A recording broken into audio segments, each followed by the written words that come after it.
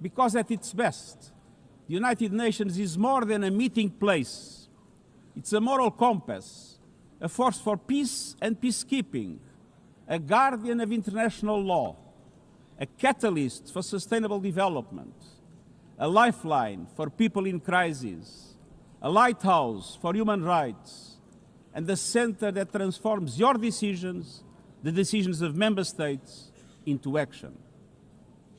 80 years on, we confront again the question our founders faced, only more urgent, more intertwined, more unforgiving. What kind of world do we choose to build together?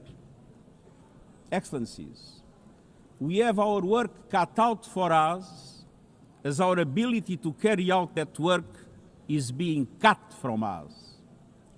We have entered in an age of reckless disruption and relentless human suffering. Look around. The principles of the United Nations that you have established are under siege. Listen, the pillars of peace and progress are buckling under the weight of impunity, inequality, and indifference. Sovereign nations invaded, hunger weaponized, truce silence, rising smoke from bombed-out cities, rising anger in fractured societies, rising seas swallowing coastlines. Each one a warning, each one a question. What kind of world will we choose? A world of raw power or a world of laws? A world that is a scramble for self-interest or a world where nations come together? A world where might makes right or a world of rights for all? Excellencies, our world is becoming increasingly multipolar, and this is positive, reflecting a more diverse, dynamic global landscape.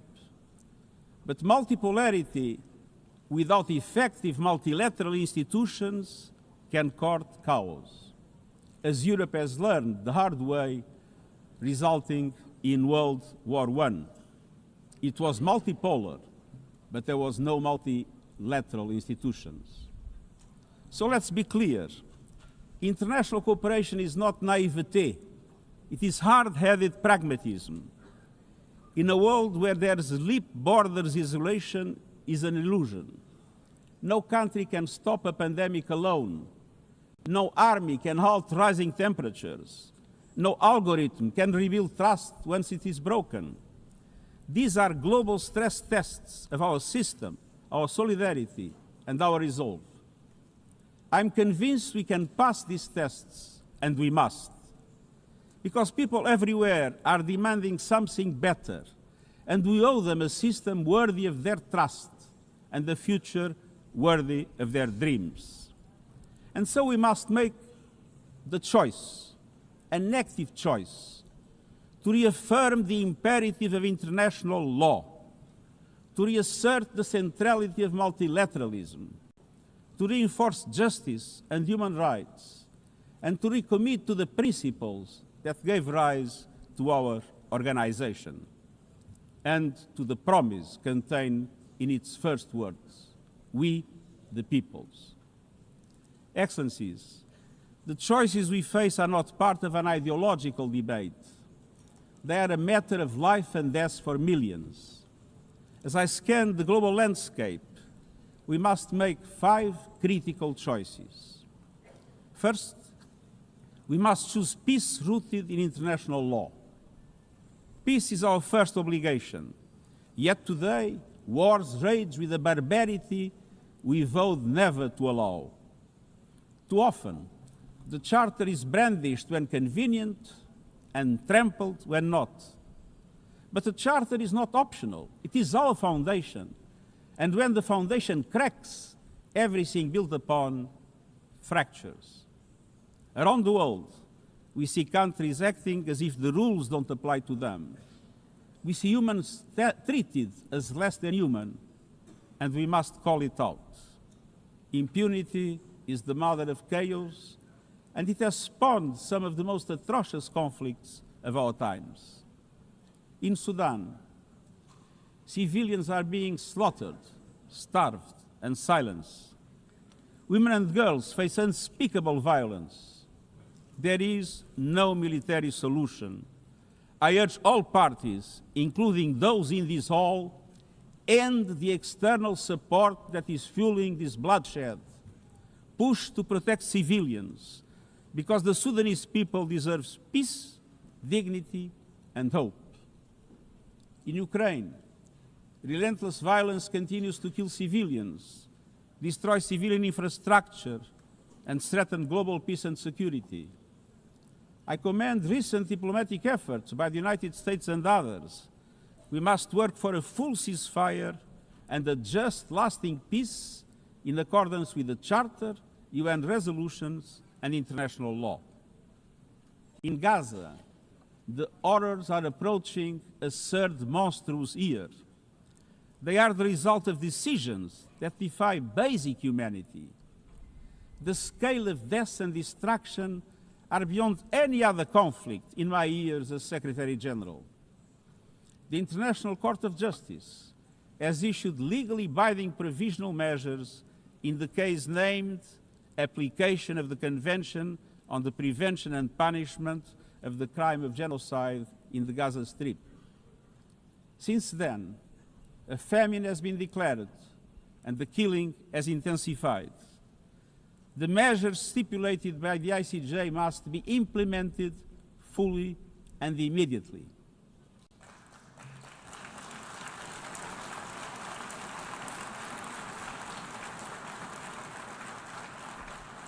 Nothing can justify the horrific Hamas terror attacks of October 7 and the taking of hostages, both of which I have repeatedly condemned. And nothing can justify the collective punishment of the Palestinian people and the systematic destruction of Gaza. We know what is needed. Permanent ceasefire now. All the hostages released now. Full humanitarian access now. And we must not relent in the only viable answer to sustainable Middle East peace, a two-state solution as so eloquently reaffirmed yesterday. We must urgently reverse dangerous trends on the ground. Relentless settler expansion and violence and the looming threat of annexation must stop. Everywhere, from Haiti to Yemen, to Myanmar and the Sahel and beyond, we must choose peace anchored in international law. The past year has brought glimmers of hope, including the ceasefire between Cambodia and Thailand, and the agreement between Azerbaijan and Armenia brokered by the United States. But far too many crises continue unchecked. Impunity prevails, lawlessness is a contagion, it invites mayhem, accelerates terror, and risks a nuclear free-for-all. When accountability shrinks, graveyards grow. When UN staff and facilities are attacked, violating legal obligations, so too is the core of our ability to serve and deliver. The Security Council must live up to its responsibilities. It must be more representative, more transparent, and more effective. And beyond crisis response, we must tackle the injustices that ignite conflict: exclusion, inequality, impunity, and corruption.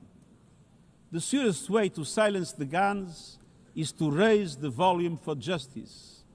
Real security is born of fairness and opportunity for all.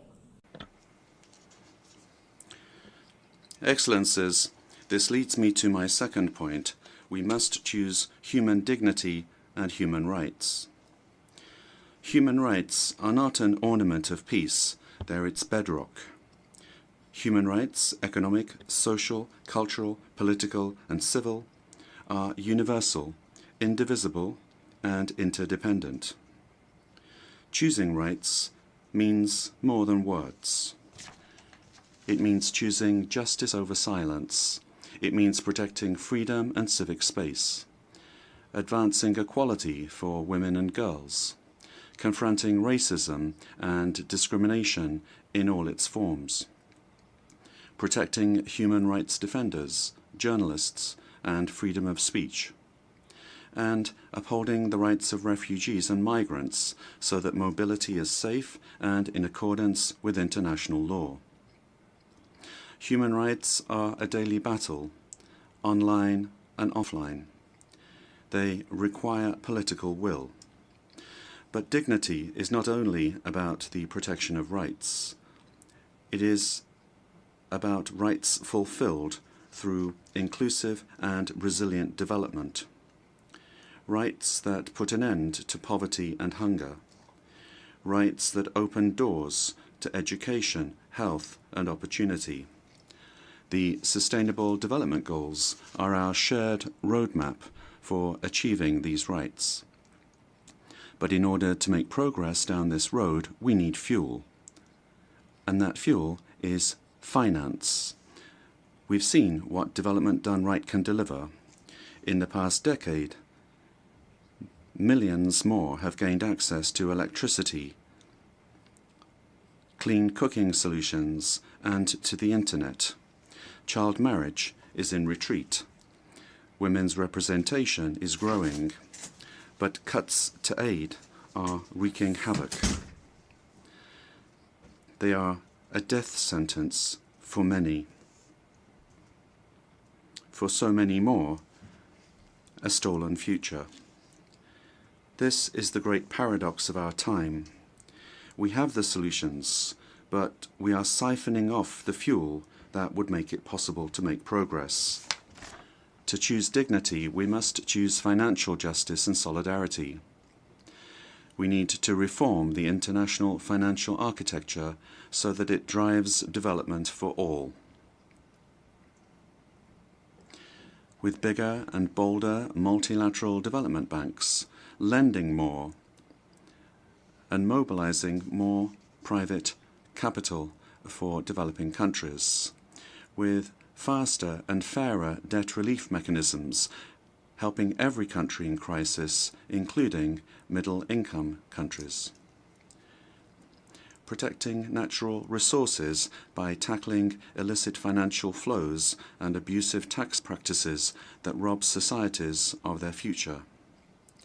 And global financial institutions that represent today's world, with far greater participation of developing countries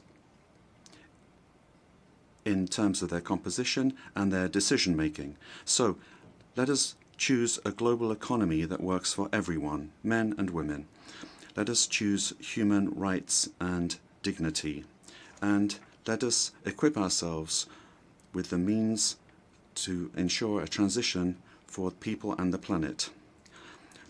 Excellencies, this brings me to the third choice. We must choose climate justice.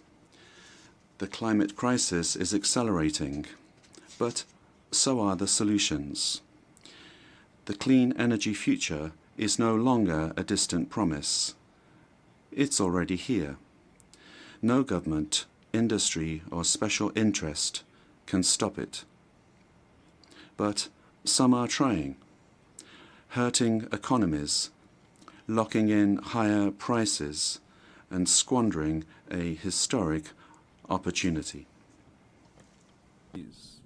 Fossil fuels are a losing bet. Last year, almost all new power capacity came from renewables, and the investment is surging. Renewables are the cheapest and fastest source of new power.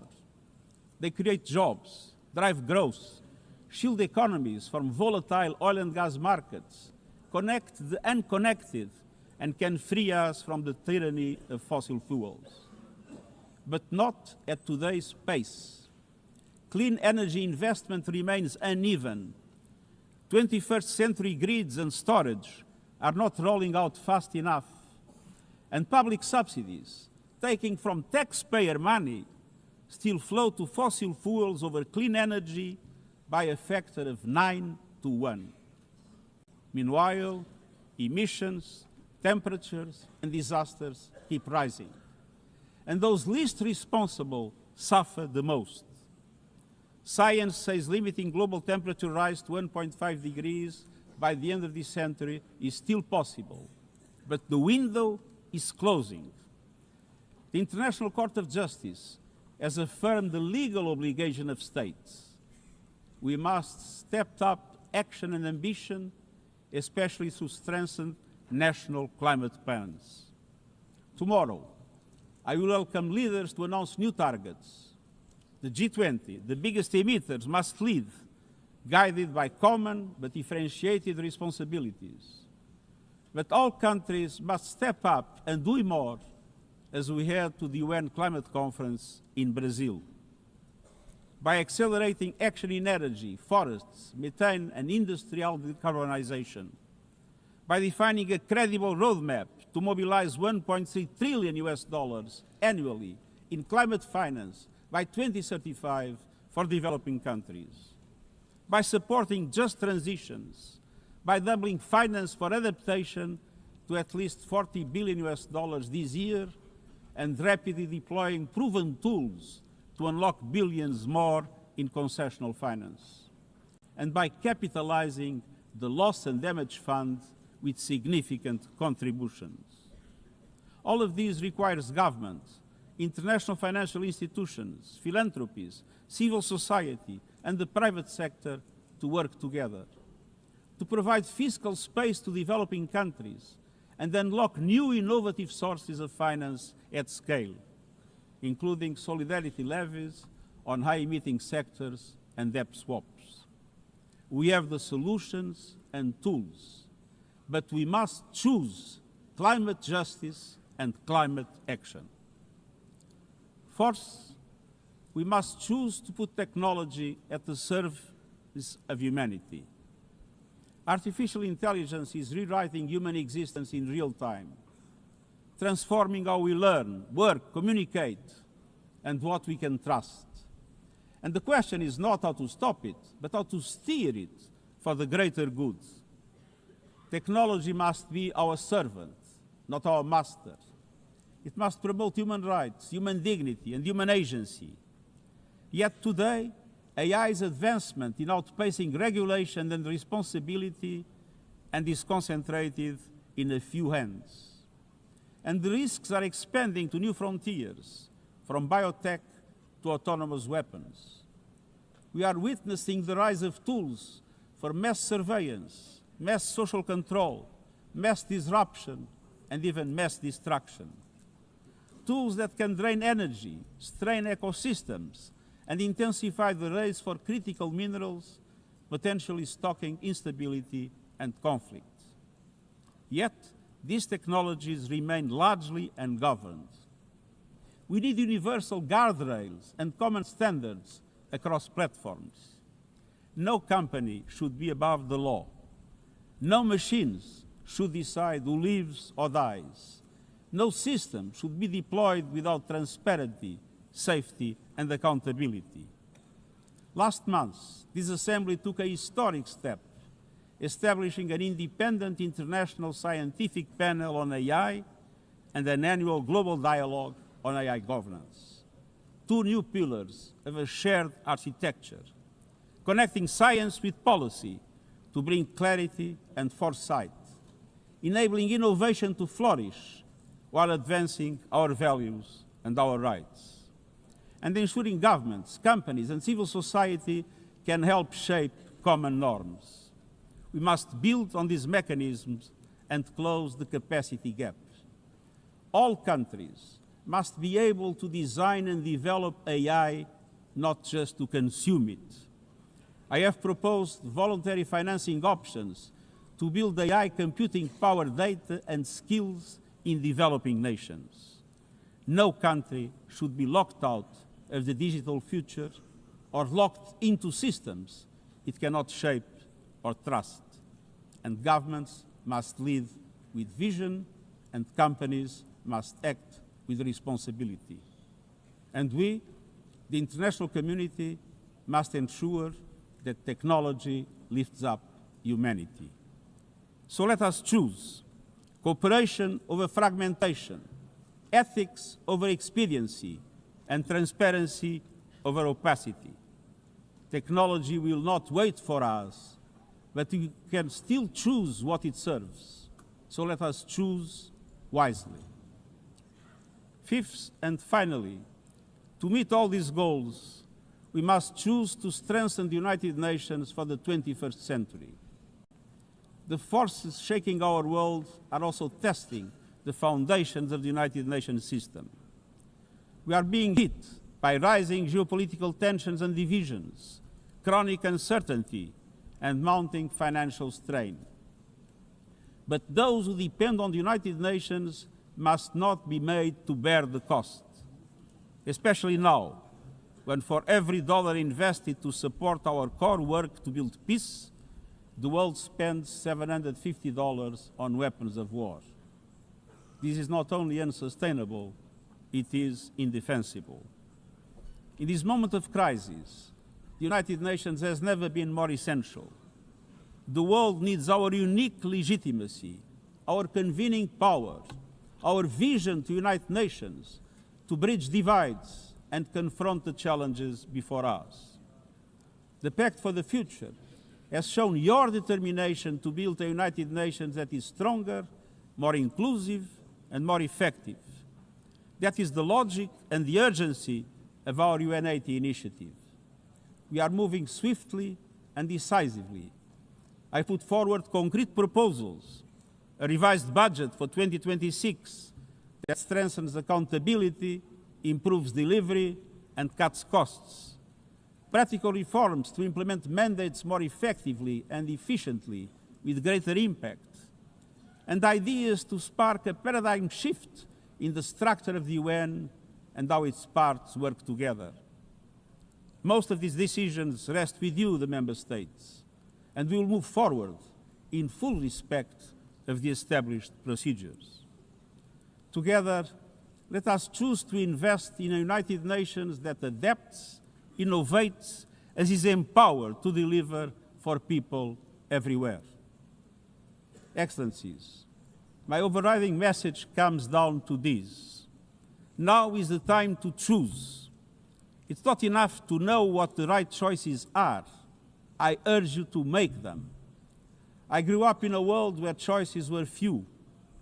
I was raised in the darkness of dictatorship, where fear silenced voices and hope was nearly crushed.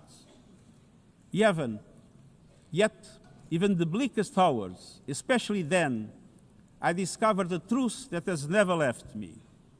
Power does not reside in the hands of those who dominate or divide.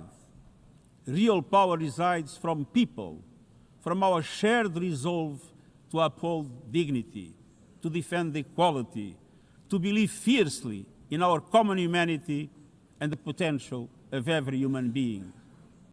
I learned early to persevere, to speak out, to refuse to surrender, no matter the challenge, no matter the obstacle, no matter the hour. We must and we will overcome. Because in a world of many choices, there is one choice we must never make, the choice to give up. We must never give up. That is my promise to you, for peace, for dignity, for justice, for humanity, for the world we know is possible when we work as one. I will never, ever give up. Thank you.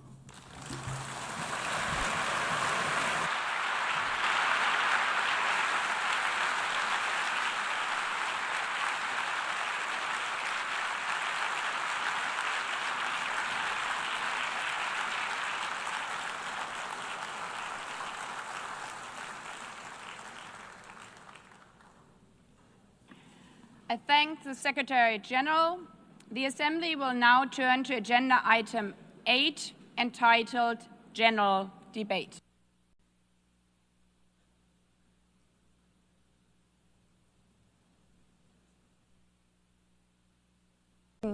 Sand, drinking contaminated water. 90-year-old women in Ukraine are hiding from drones, trapped in their homes instead of living their final years in peace. Children in Haiti, too afraid to walk to school, afraid they might be gunned down by gangs like their friends. And for every conflict and tragedy that seizes the headlines, there are so many more that are forgotten, lost to the news cycle. Like women in Democratic Republic of the Congo, shielding their daughters from armed groups, fearful they might be raped. And Rohingya children spending their whole childhood in tattered tents, unable to remember what their home looks like. Faced with these realities, now is not the time to celebrate, but to ask ourselves, where is the United Nations? Distinguished heads of state and government, Mr. Secretary General, Excellencies, ladies and gentlemen, people out there in the world watching us. Clearly, we have to do better. But what we should not let cynics allow to weaponize these failures, to argue that our institution is a waste of money, outdated, irrelevant.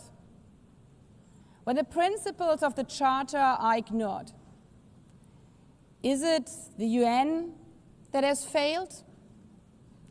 When tanks rolled into Ukraine, was it because Article 2 of the Charter is not clear enough about sovereignty and territorial integrity? When civilians, children, are killed in Gaza, is it humanitarian law at fault for failing to protect them? It's not the Charter which fails. It's not the UN as an institution which fails. The Charter, our Charter, is only as strong as member states' willingness to uphold it, and their willingness to hold to account those who violate it. Excellencies, yes, our world is in pain. Yes, we have failures. But imagine how much worse would it be without the United Nations? Would a single person be better off without it? Without UNICEF, 26 million children would not have received an education. Without the World Food Programme, nearly 125 million people would have lacked life-saving food assistance. Without the World Health Organization, over 1 billion vaccines would not have been supplied. Sometimes we could have done more, but we cannot let this dishearten us. If we stop doing the right thing, evil would prevail. This 80th session is not about big celebrations. It's about finding the resolve not to give up, the resolve to be better together, just as our predecessors did 8 decades ago. This institution was born in a world on fire and desperate for reprieve. 750 million, nearly a third of humanity back then, still under colonial rule. 2 world wars in a generation, 70 million dead. The horrors of the Holocaust revealed to our collective shame. This was a generation that knew almost nothing but suffering and despair. The signing of the Charter in 1945 gave hope to millions, gave us a North Star that guided our path from the ashes of war, helped guide nations from colonial rule into independent states, helped end apartheid. Across the decades, the United Nations has been a compass pointing toward peace, humanity, and justice. We have not always succeeded, but the story of this institution is not a story of easy victories. It's a story of falling and rising, of pulling ourselves and each other back up and trying harder. We gather here for the 80th time, not for empty celebration, not out of ritual, not to hear our own voices. We gather to prove that this institution matters, and that through this institution, every nation represented here, no matter how big or small, can summon again the strength and unity first shown in San Francisco 80 years ago. The courage and resolve of world leaders, who even while some called them back then naive, believed they could build a better world from the wreckage of the old. They showed then what true leadership is. It's not about imposing your will or putting others down. True leadership is about lifting others up, not out of altruism, but for our mutual benefit, and even out of our self-interest. Because as our founders and every architect of peace since then has understood, helping others is what makes ultimately our own countries stronger. Could any state have faced the global pandemic alone? The virus did not have any passport. We were only able to solve it at the end with the support of the World Health Organization. The climate crisis does not stop at borders. CO2 emissions anywhere affect people everywhere. Even the wealthiest cities in the world cannot shield themselves from wildfires. And imagine coming here by plane, how safe would you feel to step into the next airplane if there were no International Civil Aviation Organization anymore, which is responsible for setting safety regulations for 5 billion passengers each year? How comfortable would you be with your children using the internet while AI is uncontrolled and unchecked? As the lines between what is real and fake start to blur. In this globalized, digitalized world, we work together or we suffer alone. Excellencies, the theme of this milestone session and the high-level week is therefore better together. 80 years and more for peace, development, and human rights. Will living up to that be easy? No. But this hall was not built for easy times. It was built to come together to confront the hardest topics. This session is a session where the high-level week is about resolving differences. We showed some of it yesterday already. But even the house of dialogue and diplomacy needs a renovation. That is why the UN80 initiative and the wider reform process are not luxuries, but necessities.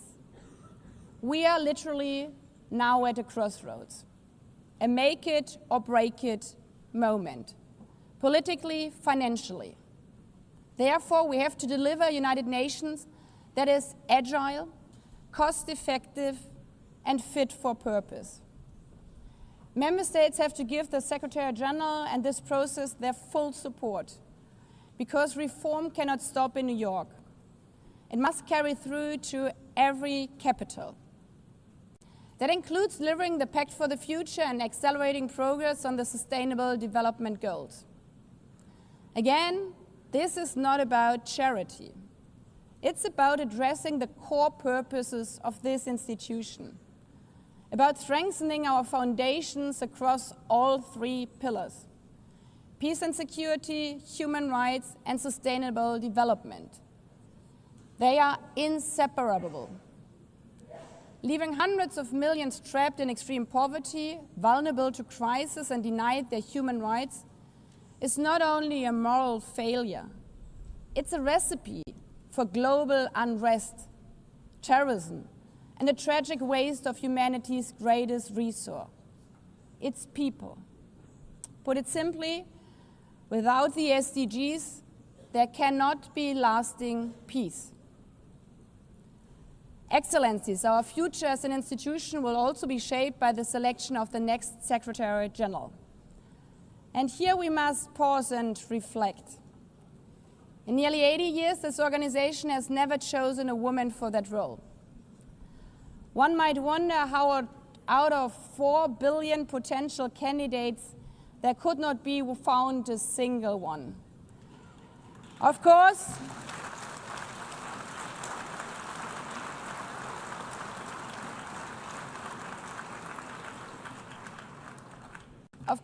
the choice rests with member states.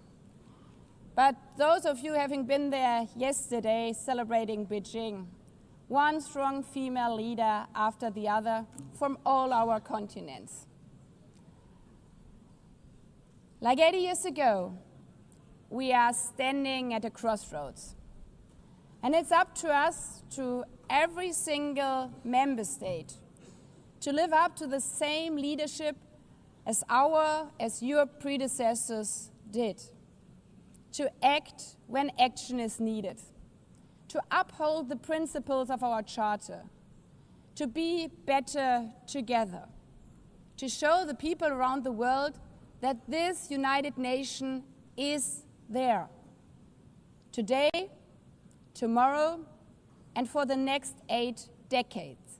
Because, after all, it's the life insurance for every country.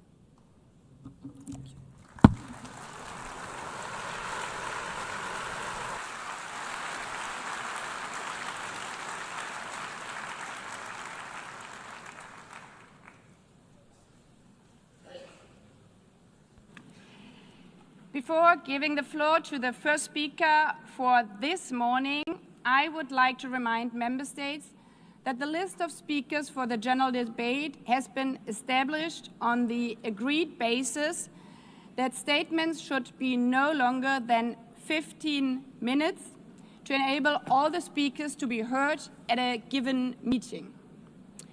Within this time frame, I would like to appeal to speakers to deliver their statements at a reasonable pace so that interpretation into the other official languages may be provided properly.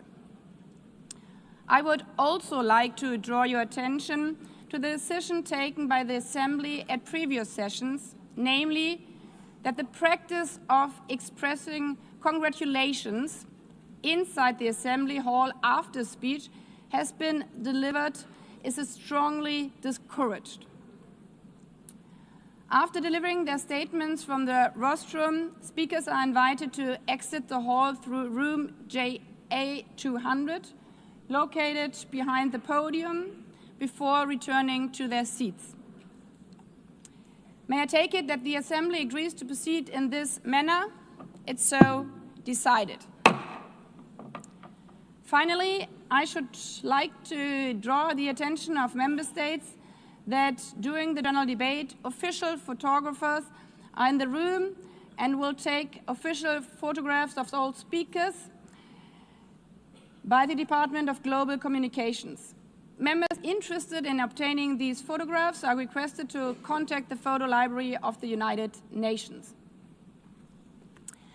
By this, the Assembly will hear an address by His Excellency Luiz Inácio Lula da Silva, President of the Federative Republic of Brazil. I request the protocol to escort His Excellency and invite him to address the Assembly.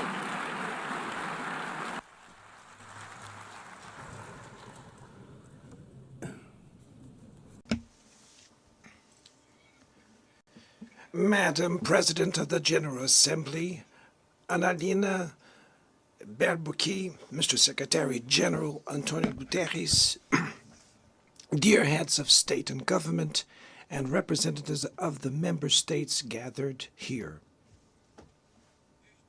This should be a time to celebrate the United Nations, created at the end of the war The UN symbolizes the highest expression of the aspiration for peace and prosperity.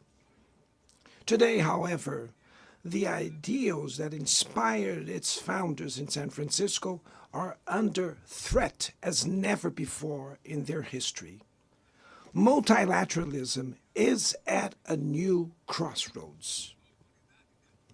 The organization's authority is in check. We are witnessing the consolidation of an international order marked by repeated concessions to power play. Attacks on sovereignty, arbitrary sanctions, and unilateral interventions are becoming the rule. There is a clear parallel between the multilateralism crisis and the weakening of democracy. Authoritarianism is strengthened when we fail to act in the face of arbitrary acts, when the international society falters in defending peace, sovereignty, and the rule of law. The consequences are tragic. Throughout the world, anti-democratic forces are trying to subjugate institutions and stifle freedoms. They worship violence, praise ignorance, act as physical and digital militias, and restrict the press. Even under an unprecedented attack, Brazil chose to resist and defend its democracy, regained 40 years ago by its people after 2 decades of dictatorial governments. There is no justification for unilateral and arbitrary measures against our institutions and our economy. The aggression against the independence of the judiciary branch of power is unacceptable. This interference in domestic affairs is aided by a subservient far right who is nostalgic of past hegemonies.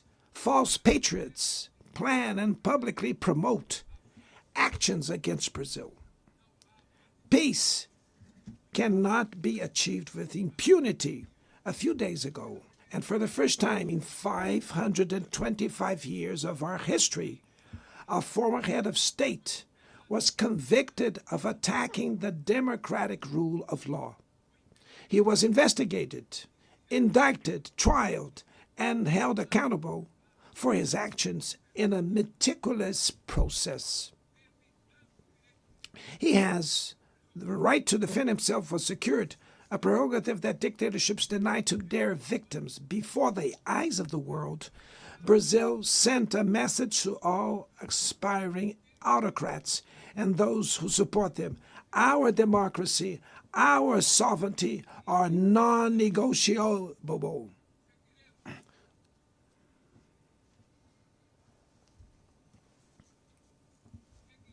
We will continue as an independent nation and as a people free from any type of guardianship. Sound democracies go beyond the electoral ritual. Its strength presupposes the reduction of inequalities, the guarantee of the most basic rights: food, safety, work, housing, education, and health. Democracy fails when women earn less than men or die at the hands of partners and family members. It loses when it closes its doors and blames migrants for the world's ills. Poverty is as much an enemy of democracy as extremism. Therefore, we were proud to receive confirmation from FAO that Brazil has once again left the hunger map in this year, 2025. But in the world, there are still 670 million hungry people, and about 2.3 billion face food insecurity. The only war of which everyone can emerge victorious is the one we wage against hunger and poverty. This is the goal of the global alliance we launched at the G20 and which has the support of 103 countries. The international community needs to revise its priorities, reduce arms spending, and increase development aid.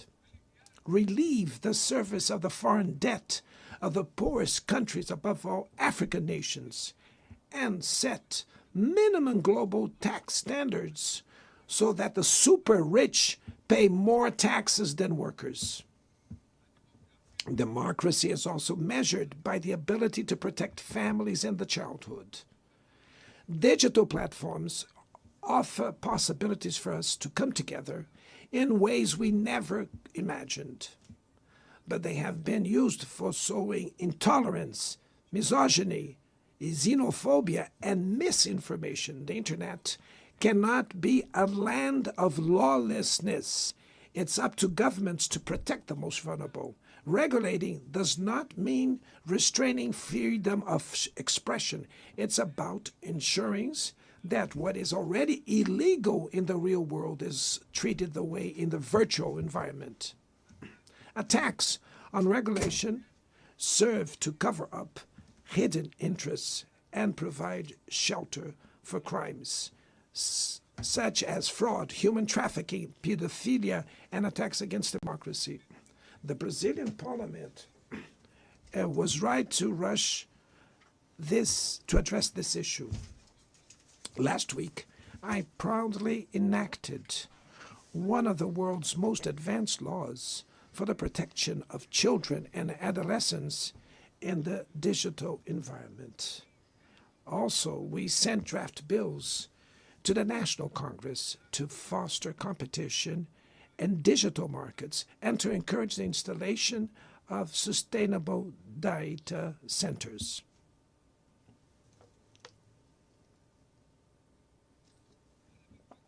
To mitigate the risks of artificial intelligence, we are committed to building multilateral governance in line with the Global Digital Compact that was approved in this plenary last year.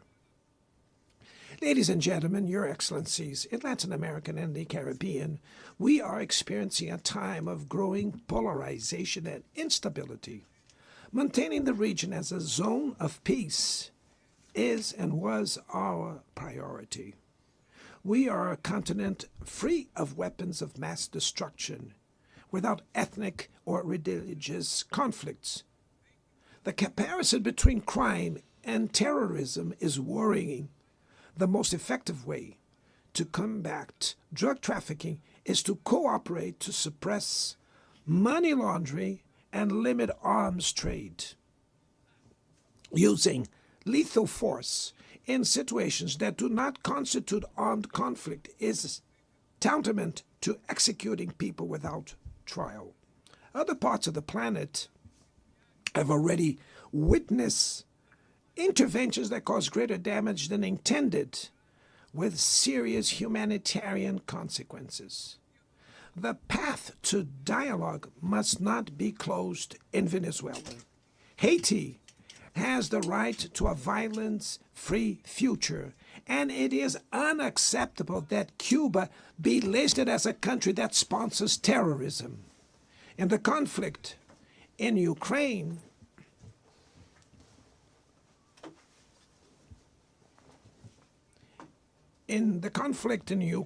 we all already know that there will be no military solution.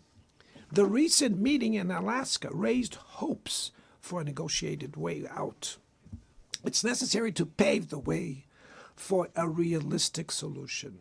This implies taking into account the legitimate security concerns of all parties.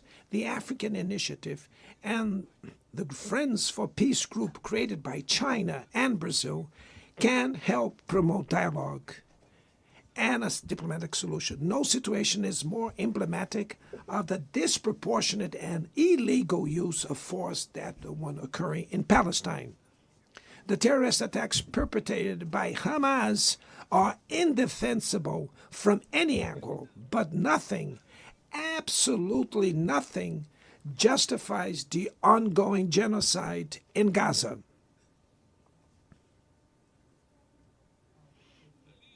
There, under tons of rubble are buried tens of thousands of innocent women and children.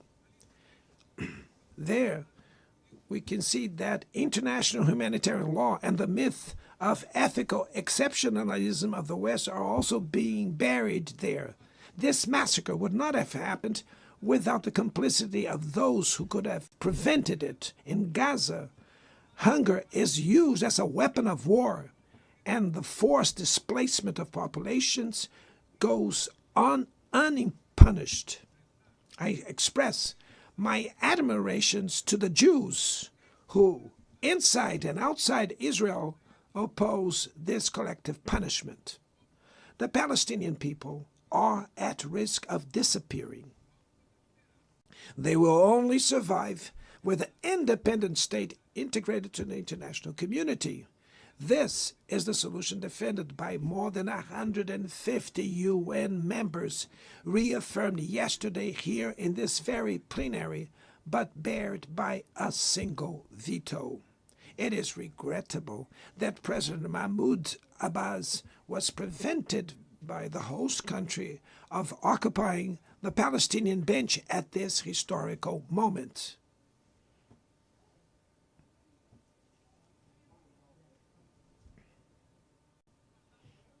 The spread of this conflict to Lebanon, Syria, Iran, Qatar is fueling an unprecedented arms build-up. Madam President, bombs and nuclear weapons will not protect us from the climate crisis. The year of 24 was the warmest already registered. COP30 in the city of Belém, Brazil, will the cope of truth. It will be the time for world leaders to prove the seriousness of their commitment to the planet. Without a complete picture of the NDC's nationally determined contributions, we were walking blindfolded towards the abyss. Brazil has committed to reducing its emissions by 59% and 67%, covering all greenhouse gases and all sectors of the economy.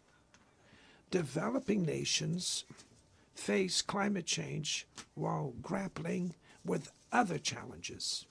Meanwhile, rich countries enjoy a standard of living reached at the expense of 200 years of greenhouse gas emissions, demanding greater ambition and greater access to resources and technology.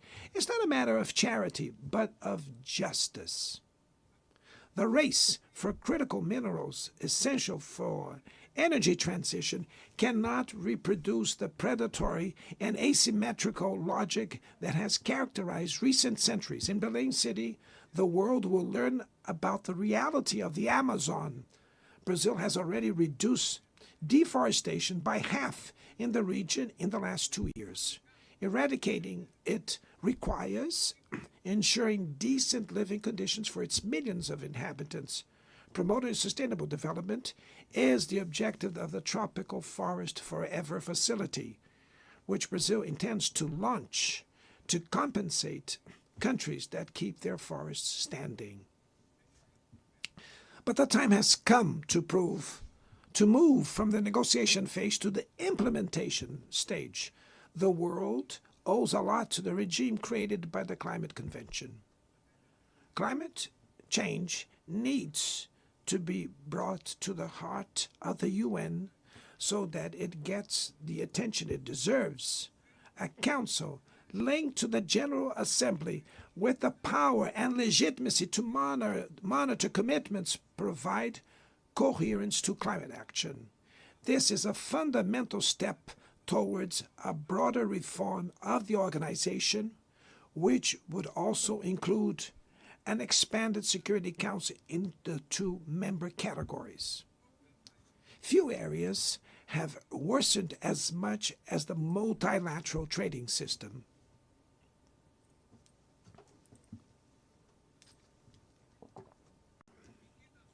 Unilateral measures have rendered fundamental principles, such as the most favored nations clauses meaningless. They have disrupted value chains and threw the global economy into a pernicious spiral of high prices and stagnation. It is urgent to refound the WTO based on modern and flexible foundations. Your Excellencies, ladies and gentlemen, this year, the world lost two exceptional public figures. Former Uruguayan President Pepe Mujica and our dear Pope Francis, both embodied the best humanist values like no other. Their lives were intertwined with the 8 decades of the UN's existence. If they were still among us, they would use this platform to remember that authoritarianism, environmental degradation, and inequality are not relentless, that the only ones defeated are those who stand idly by, resigned, and that we can defeat the false prophets and oligarchs who exploit fear and monetize hate, and that tomorrow is made of daily choices, and it takes courage to act to transform it. In the future that Brazil envisions, there is no room for the reenactment of ideological rivalries or spheres of influence. Confrontation is not inevitable. We need leaders with clear visions who understand that the international order is not a zero-sum game. The 21st century will be increasingly multipolar. For it to remain peaceful, it cannot fall to multilateral. Brazil is giving increasing importance to the European Union, the African Union, ASEAN, CELAC, BRICS, and the G20. The voice of the Global South must be heard. The UN has today almost 4 times more members than the 51 who were at its foundation. Our historic mission is to make it once again a barrier of hope and a promoter of equality, peace, sustainable development, diversity, and tolerance. May God bless us all. And thank you very much.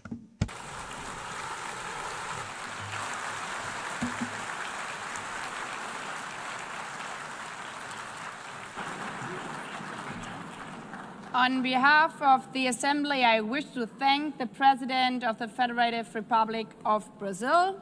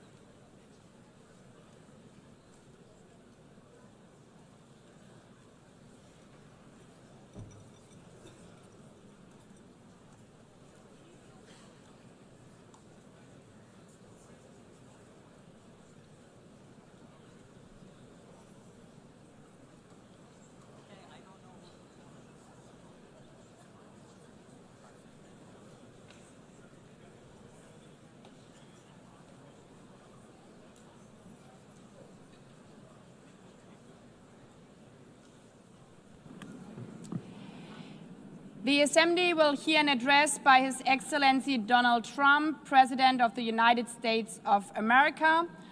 I request protocol to escort His Excellency and invite him to address the Assembly.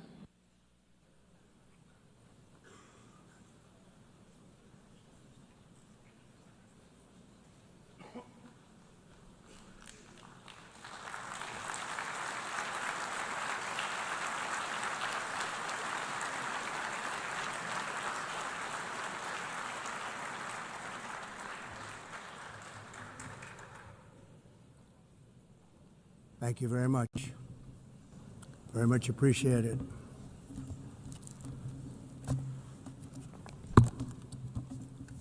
and I don't mind making this speech without a teleprompter, because the teleprompter is not working. I feel very happy to be up here with you nevertheless, and that way you speak more from the heart. I can only say that whoever's operating this teleprompter is in big trouble.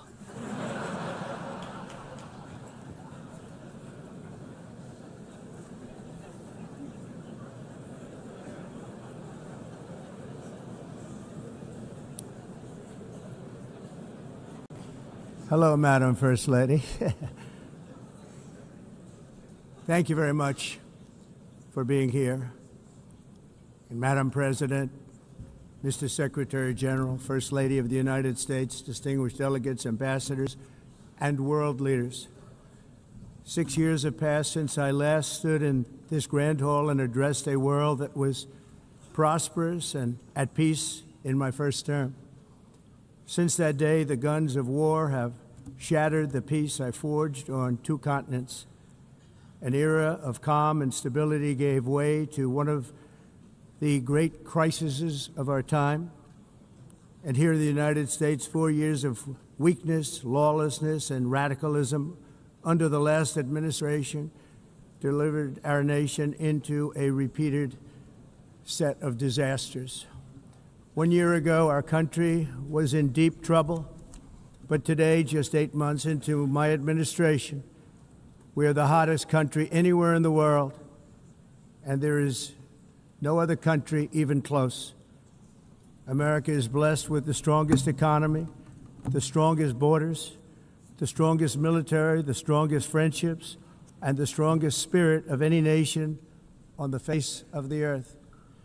This is indeed the golden age of America. We are rapidly reversing the economic calamity we inherited from the previous administration, including ruinous price increases and record-setting inflation like we've never had before. Under my leadership, energy costs are down, gasoline prices are down, grocery prices are down, mortgage rates are down, and inflation has been defeated. The only thing that's up is the stock market, which just hit a record high. In fact, it hit a record high 48 times in the last short period of time. Growth is surging, manufacturing is booming. The stock market, as I said, is doing better than it's ever done. And all of you in this room benefit by that, almost everybody. And importantly, workers' wages are rising at the fastest pace in more than 60 years. And that's what it's all about, isn't it? In 4 years of President Biden, we had less than $1 trillion of new investment into the United States. In just 8 months since I took office, we have secured commitments and money already paid for $17 trillion. Think of it, 4 years, less than $1 trillion, 8 months, much more than $17 trillion is being invested in the United States, and it's now pouring in from all parts of the world. We've implemented the largest tax cuts in American history and the largest regulation cuts in American history, making this once and again the best country on earth to do business. And many of the people in this room are investing in America, and it's turned out to be an awfully good investment during this 8-month period. In my first term, I built the greatest economy in the history of the world. We had the best economy ever, history of the world. And I'm doing the same thing again, but this time it's actually much bigger and even better. The numbers far surpass my record-setting first term. On our southern border, we have successfully repelled a colossal invasion, and for the last 4 months, and that's 4 months in a row, the number of illegal aliens admitted and entering our country has been 0. Hard to believe, because if you look back just a year ago, it was millions and millions of people pouring in from all over the world, from prisons, from mental institutions, drug dealers, all over the world they came. They just poured into our country with the ridiculous open border policy of the Biden administration. Our message is very simple. If you come illegally into the United States, you're going to jail, or you're going back to where you came from, or perhaps even further than that. You know what that means. I want to thank the country of El Salvador for the successful and professional job they've done in receiving and jailing so many criminals that entered our country. And it was under the previous administration that the number became record-setting, and they're all being taken out. We have no choice. And other countries have no choice, because other countries are in the exact same situation with immigration. It's destroying your country, and you have to do something about it. On the world stage, America is respected again like it has never been respected before. You think about 2 years ago, 3 years ago, 4 years ago, or 1 year ago, we were a laughingstock all over the world. At the NATO summit in June, virtually all NATO members formally committed to increase defense spending at my request from 2% to 5% of GDP, making our alliance far stronger and more powerful than it was ever before.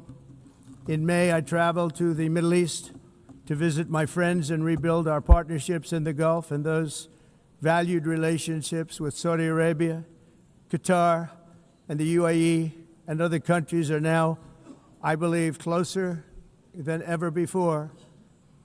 My administration has negotiated one historic trade deal after another, including with the United Kingdom, the European Union, Japan, South Korea, Vietnam, Indonesia, the Philippines, Malaysia, and many, many others. Likewise, in a period of just 7 months, I have ended 7 unendable wars. They said they were unendable. You're never going to get them solved. Some were going for 31 years, 2 of them, 31, think of it, 31 years. One was 36 years. One was 28 years. I ended 7 wars. And in all cases, they were raging with countless thousands of people being killed. This includes Cambodia and Thailand, Kosovo and Serbia, the Congo and Rwanda, a vicious, violent war that was, Pakistan and India, Israel and Iran, Egypt and Ethiopia, and Armenia and Azerbaijan. It included all of them. No president or prime minister, and for that matter, no other country has ever done anything close to that. And I did it in just 7 months. It's never happened before. There's never been anything like that. I'm very honored to have done it. It's too bad that I had to do these things instead of the United Nations doing them. And sadly, in all cases, the United Nations did not even try to help in any of them. I ended 7 wars, dealt with the leaders of each and every one of these countries, and never even received a phone call from the United Nations offering to help in finalizing the deal. All I got from the United Nations was an escalator that on the way up stopped right in the middle. If the First Lady wasn't in great shape, she would have fallen, but she's in great shape. We're both in good shape. We both stood. And then a teleprompter that didn't work. These are the 2 things I got from the United Nations, a bad escalator and a bad teleprompter. Thank you very much. And by the way, it's working now. It just went on. Thank you. I think I should just do it the other way. It's easier. Thank you very much. I didn't think of it at the time because I was too busy working to save millions of lives. That is the saving and stopping of these wars. But later I realized that the United Nations wasn't there for us. They weren't there. I thought of it really after the fact, not during these negotiations, which were not easy.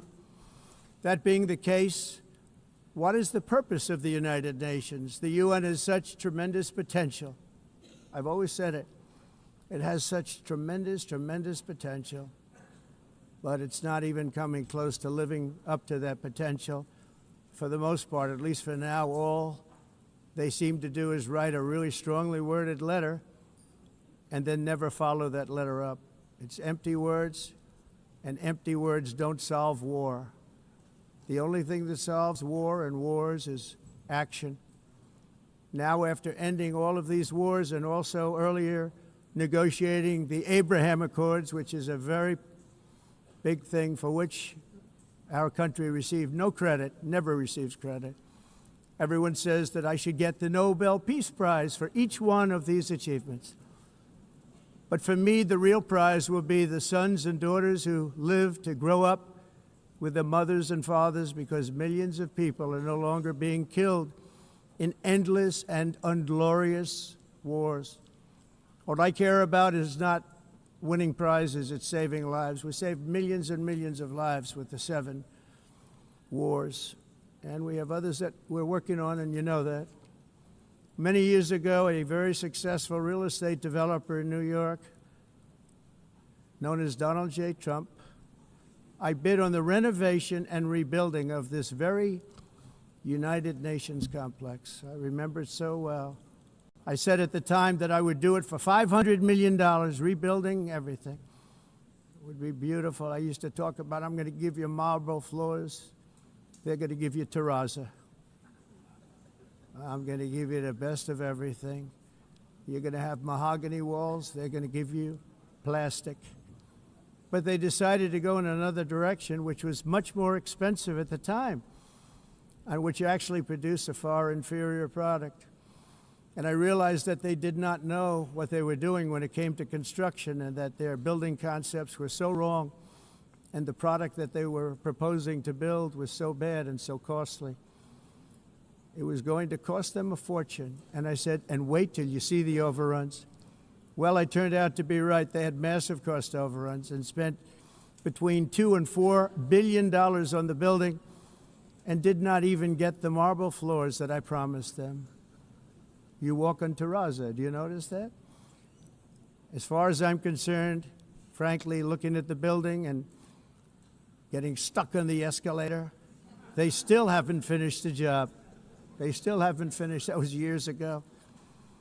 The project was so corrupt that Congress actually asked me to testify before them on the tremendous waste of money, because it turned out that they had no idea what it was, but they knew it was anywhere between $2 and $4 billion as opposed to $500 million with a guarantee. But they had no idea, and I said it cost much more than $5 billion. Unfortunately, many things in the United Nations are happening just like that, but on an even much bigger scale, much, much bigger. Very sad to see. Whether the UN can manage to play a productive role, I've come here today to offer the hand of American leadership and friendship to any nation in this assembly that is willing to join us in forging a safer, more prosperous world. And it's a world that we'll be much happier with. A dramatically better future is within our reach. But to get there, we must reject the failed approaches of the past and work together to confront some of the greatest threats in history. There is no more serious danger to our planet today than the most powerful and destructive weapons ever devised by man, of which the United States, as you know, has many. Just as I did in my first term, I've made containing these threats a top priority, starting with the nation of Iran. My position is very simple. The world's #1 sponsor of terror can never be allowed to possess the most dangerous weapon. That's why, shortly after taking office, I sent the so-called Supreme Leader a letter making a generous offer. I extended a pledge of full cooperation in exchange for a suspension of Iran's nuclear program. The regime's answer was to continue their constant threats to their neighbors and U.S. interests throughout the region, and some great countries that are right nearby. Today, many of Iran's former military commanders In fact, I can say almost all of them are no longer with us. They're dead. And 3 months ago, in Operation Midnight Hammer, 7 American B-2 bombers dropped the 14 30,000-pound each bombs on Iran's key nuclear facilities, totally obliterating everything. No other country on earth could have done what we did. No other country has the equipment to do what we did. We have the greatest weapons on earth. We hate to use them.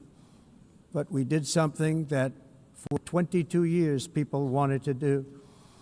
With Iran's nuclear enrichment capacity demolished, I immediately brokered an end to the 12-day war, as it's called, between Israel and Iran, with both sides agreeing to fight no longer. As everyone knows, I have also been deeply engaged in seeking a ceasefire in Gaza. Have to get that done. Have to get it done. Unfortunately, Hamas has repeatedly rejected reasonable offers to make peace. We can't forget October 7th, can we? Now, as if to encourage continued conflict, some of this body is seeking to unilaterally recognize a Palestinian state. The rewards would be too great for Hamas terrorists for their atrocities. This would be a reward for these horrible atrocities, including October 7th, even while they refuse to release the hostages or accept a ceasefire. Instead of giving to Hamas and giving so much, because they've taken so much, they have taken so much. This could have been solved so long ago. But instead of giving in to Hamas's ransom demands, those who want peace should be united with one message: release the hostages now. Just release the hostages now. Thank you.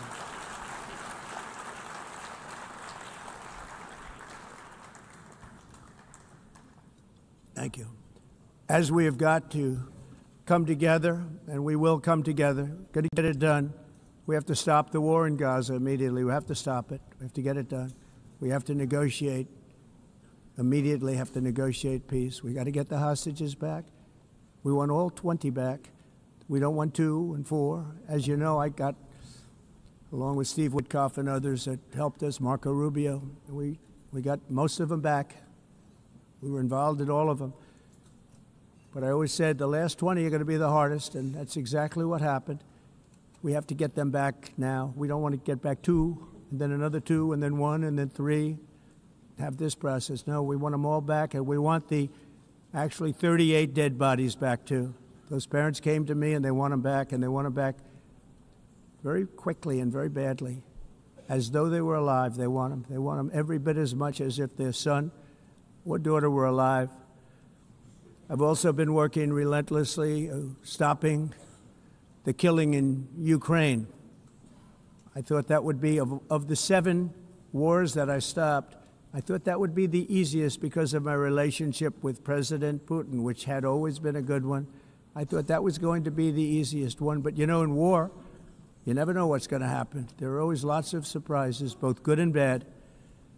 Everyone thought Russia would win this war in 3 days, but it didn't work out that way. It was supposed to be just a quick little skirmish. It's not making Russia look good. It's making them look bad. No matter what happens from here on out, this was something that should have taken a matter of days, certainly less than a week, and they've been fighting for 3.5 years and killing anywhere from 5,000 to 7,000 young soldiers, mostly soldiers, on both sides, every single week, from 5,000 to 7,000 dead young people, and some in cities, much smaller numbers, where rockets are shot, where drones are dropped. This war would never have started if I were president. This was a war that should have never happened. It shows you what leadership is, what bad leadership can do to a country. Look what happened to the United States, and look where we are right now in just a short period of time. The only question now is how many more lives will be needlessly lost on both sides. China and India are the primary funders of the ongoing war by continuing to purchase Russian oil. but inexcusably, even NATO countries have not cut off much Russian energy and Russian energy products, which, as you know, I found out about 2 weeks ago, and I wasn't happy. Think of it. They're funding the war against themselves. Who the hell ever heard of that one? In the event that Russia is not ready to make a deal to end the war, then the United States is fully prepared to impose a very strong round of powerful tariffs, which would stop the bloodshed, I believe, very quickly. But for those tariffs to be effective, European nations, all of you are gathered here right now, would have to join us in adopting the exact same measures. I mean, you're much closer to this. We have an ocean in between. You're right there. And Europe has to step it up. They can't be doing what they're doing. They're buying oil and gas from Russia while they're fighting Russia. It's embarrassing to them, and it was very embarrassing to them when I found out about it, I can tell you that. But they have to immediately cease all energy purchases from Russia. Otherwise, we're all wasting a lot of time. So I'm ready to discuss this. We're going to discuss it today with the European nations, all gathered here. I'm sure they're thrilled to hear me speak about it, but that's the way it is. I like to speak my mind and speak the truth. As we seek to reduce the threat of dangerous weapons today, I'm also calling on every nation to join us in ending the development of biological weapons once and for all. And biological is terrible, and nuclear is even beyond, and we include nuclear in that. We want to have a cessation of the development of nuclear weapons. We know, and I get to view it all the time. Sir, would you like to see? And I look at weapons that are so powerful that we just can't ever use them. If we ever use them, the world literally might come to an end. There would be no United Nations to be talking about. There would be no nothing. Just a few years ago, reckless experiments overseas gave us a devastating global pandemic. Yet despite that worldwide catastrophe, many countries are continuing extremely risky research into bioweapons and man-made pathogens. This is unbelievably dangerous. To prevent potential disasters, I'm announcing today that my administration will lead an international effort to enforce Biological Weapons Convention, which is going to be meeting with the top leaders of the world by pioneering an AI verification system that everyone can trust. Hopefully the UN can play a constructive role, and it will also be one of the early projects under AI. Let's see how good it is, because a lot of people are saying it could be one of the great things ever, but it also can be dangerous, but it can be put to tremendous use and tremendous good, and this would be an example of that. Not only is the UN not solving the problems it should, too often, it's actually creating new problems for us to solve. The best example is the #1 political issue of our time, the crisis of uncontrolled migration. It's uncontrolled. Your countries are being ruined. The United Nations is funding an assault on Western countries and their borders. In 2024, the UN budgeted $372 million in cash assistance to support an estimated 624,000 migrants journeying into the United States. Think of that. The UN is supporting people that are illegally coming into the United States, and then we have to get them out. The UN also provided food, shelter, transportation, and debit cards to illegal aliens. Can you believe that? On the way to infiltrate our southern border. Millions of people came through that southern border. Just a year ago, millions and millions of people were pouring in, 25 million altogether over the 4 years of the incompetent Biden administration. And now we have it stopped, totally stopped. In fact, they're not even coming anymore because they know they can't get through. But what took place is totally unacceptable. The UN is supposed to stop invasions, not create them and not finance them. In the United States, we reject the idea that mass numbers of people from foreign lands can be permitted to travel halfway around the world, trample our borders, violate our sovereignty, cause unmitigated crime, and deplete our social safety net. We have reasserted that America belongs to the American people, and I encourage all countries to take their own stand in defense of their citizens as well. You have to do that because I see it. I'm not mentioning names. I see it, and I can call every single one of them out. You're destroying your countries. They're being destroyed. Europe is in serious trouble. They've been invaded by a force of illegal aliens like nobody's ever seen before. Illegal aliens are pouring into Europe. Nobody is ever, and nobody's doing anything to change it, to get them out. It's not sustainable. And because they choose to be politically correct, they're doing just absolutely nothing about it. And I have to say, I look at London where you have a terrible mayor, terrible, terrible mayor. And it's been so changed, so changed. Now they want to go to Sharia law. But you're in a different country. You can't do that. Both the immigration and their suicidal energy ideas will be the death of Western Europe if something is not done immediately. This cannot be sustained. What makes the world so beautiful is that each country is unique. But to stay this way, every sovereign nation must have the right to control their own borders. You have the right to control your borders, as we do now, and to limit the sheer numbers of migrants entering their countries and paid for by the people of that nation that were there and that built that particular nation at the time. They put their blood, sweat, tears, money into that country, and now they're being ruined. Proud nations must be allowed to protect their communities and prevent their societies from being overwhelmed by people they have never seen before, with different customs, religions, with different everything. Where migrants have violated laws, lodged false asylum claims, or claimed refugee status for illegitimate reasons, they should, in many cases, be immediately sent home.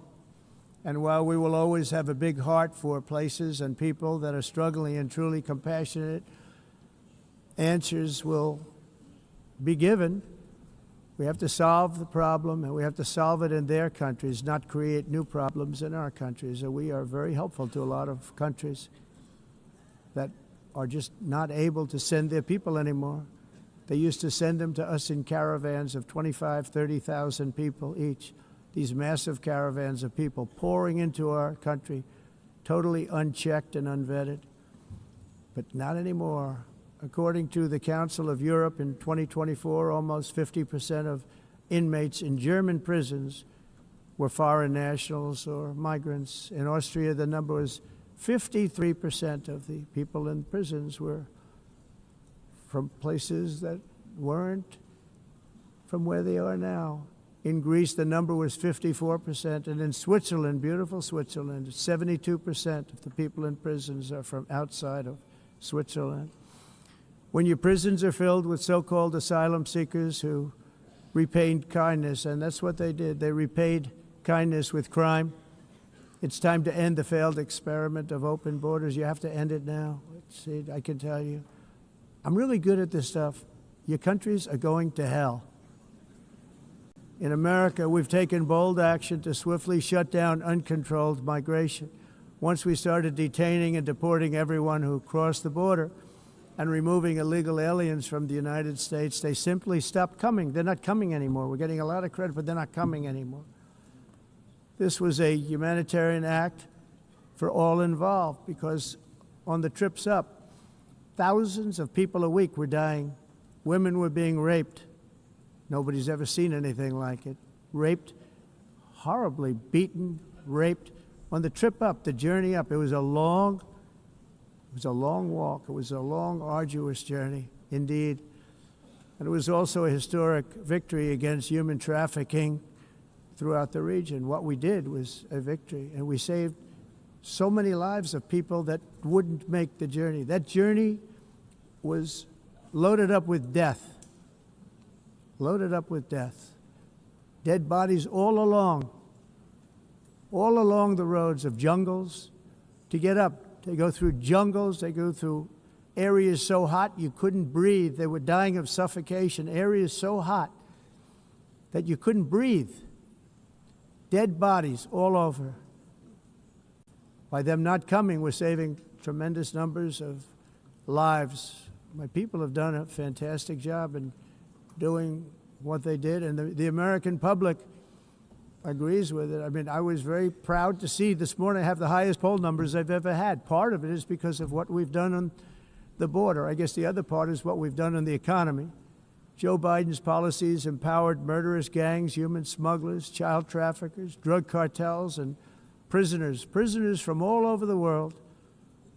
The previous administration also lost nearly 300,000 children. Think of that. They lost more than 300,000 children, little children, who were trafficked into the United States on the Biden watch, many of whom have been raped, exploited, and abused, and sold.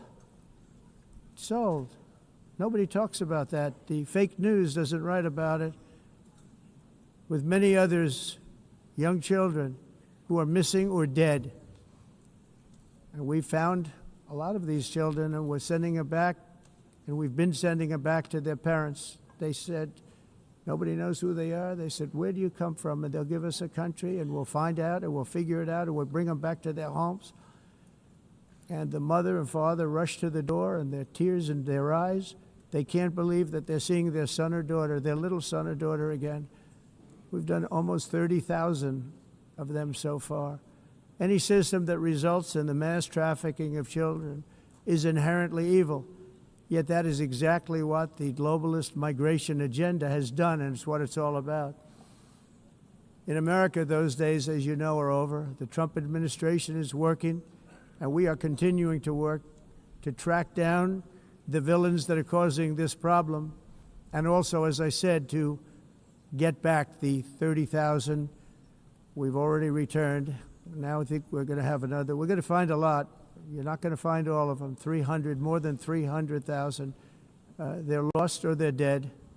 They're lost or they're dead because of the animals that did this. To protect our citizens, I've also designated multiple savage drug cartels as far as and you see this, and you see it happening right before your eyes. Let's put it this way. People don't like taking big loads of drugs in boats anymore. There aren't too many boats that are traveling on the seas by Venezuela. They tend not to want to travel very quickly anymore. And we've virtually stopped drugs coming into our country by sea. We call them the water drugs. They kill hundreds of thousands of people. I've also designated multiple savage drug cartels as far as foreign terrorist organizations, along with two bloodthirsty transnational gangs, probably the worst gangs anywhere in the world, MS-13 and Tren de Aragua. Tren de Aragua is from Venezuela, by the way. Such organizations torture, maim, mutilate, and murder with impunity. They're the enemies of all humanity. For this reason, we've recently begun using the supreme power of the United States military to destroy Venezuelan terrorists and trafficking networks led by Nicolas Maduro. To every terrorist thug smuggling poisonous drugs into the United States of America, please be warned that we will blow you out of existence. That's what we're doing. We have no choice. Can't let it happen. They're destroying. I believe we lost 300,000 people last year to drugs, 300,000. Fentanyl and other drugs. Each boat that we sink carries drugs that would kill more than 25,000 Americans. We will not let that happen. Energy is another area where the United States is now thriving like never before. We're getting rid of the falsely named renewables. By the way, they're a joke. They don't work. They're too expensive. They're not strong enough to fire up the plants that you need to make your country great. The wind doesn't blow. Those big windmills are so pathetic and so bad, so expensive to operate. And they have to be rebuilt all the time, and they start to rust and rot. Most expensive energy ever conceived, and It's actually energy. You're supposed to make money with energy, not lose money. You lose money, the governments have to subsidize. You can't put them out without massive subsidies. And most of them are built in China, and I give China a lot of credit. They build them, but they have very few wind farms. So why is it that they build them and they send them all over the world, but they barely use them? You know what they use? Coal. They use gas. They use almost anything, but they don't like wind. But they sure as hell like selling the windmills.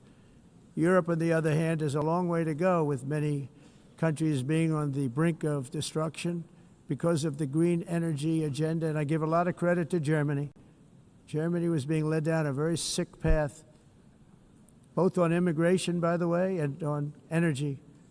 They were going green, and they were going bankrupt. And the new leadership came in, and they went back to where they were, with fossil fuel and with nuclear, which is good. It's now safe, and you can do it properly. But they went back to where they were, and they opened up a lot of different plants, energy-producing plants, and they're doing well. I give Germany a lot of credit for that. They've said this is a disaster, what's happening. They were going all green. All green is all bankrupt. That's what it represents. And it's not politically correct. I'll be very badly criticized for saying it, but I'm here to tell the truth. I don't care. It doesn't matter to me. I'm in New York City. I'm feeling a lot safer. Crime, we're getting crime down. And by the way, speaking of crime, Washington, D.C. Washington, D.C. was the crime capital of America. Now it's after 12 days, it's a totally safe city. Everyone's going out to dinner. They're going out to restaurants. Your wife can walk down the middle of the street with or without you. Nothing's going to happen. My people have done a fantastic job. And yes, I called in the National Guard, and the National Guard took care of business, and they weren't politically correct, but they took care of business. We got 1,700 career criminals out, brought them back to where they came from, the countries where they came from, or put them in jails. Washington, D.C. is now a totally safe city again, and I welcome you to come. In fact, we'll have dinner together at a local restaurant, and we'll be able to walk. We don't have to go by an armor-plated vehicle. We'll walk right over there from the White House. They've given up their powerful edge, a lot of the countries that we're talking about, in oil and gas, such as essentially closing the great North Sea oil. Oh, the North Sea, I know it so well.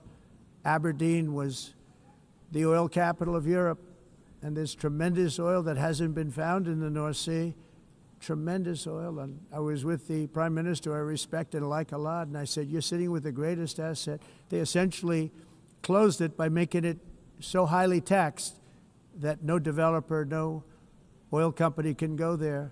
They have tremendous oil left, and more importantly, they have tremendous oil that hasn't even been found yet. And what a tremendous asset for the United Kingdom. And I hope the Prime Minister is listening, because I told it to him 3 days in a row. That's all he heard. North Sea oil, North Sea, because I want to see them do well.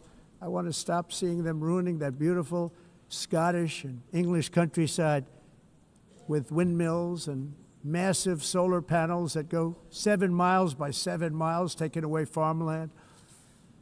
But we're not letting this happen in America. In 1982, the executive director of the United Nations Environmental Program predicted that by the year 2000, climate change would cause a global catastrophe. He said that it will be irreversible, as any nuclear holocaust would be. This is what they said at the United Nations. What happened? Here we are. Another UN official stated in 1989 that within a decade, entire nations could be wiped off the map by global warming. Not happening.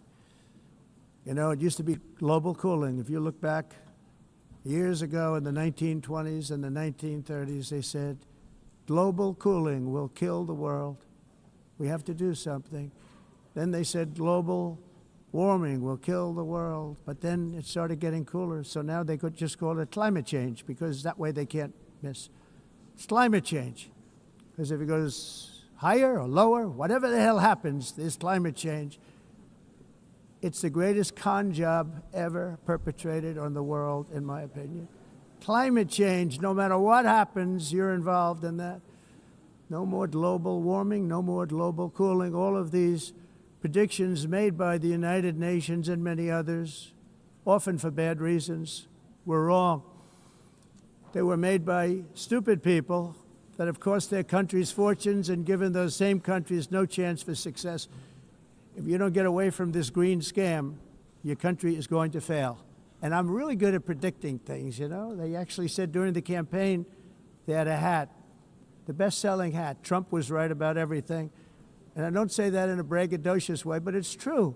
I've been right about everything. And I'm telling you that if you don't get away from the green energy scam, your country is going to fail. And if you don't stop people that you've never seen before, that you have nothing in common with, your country is going to fail. I'm the President of the United States, but I worry about Europe. I love Europe. I love the people of Europe. And I hate to see it being devastated by energy and immigration.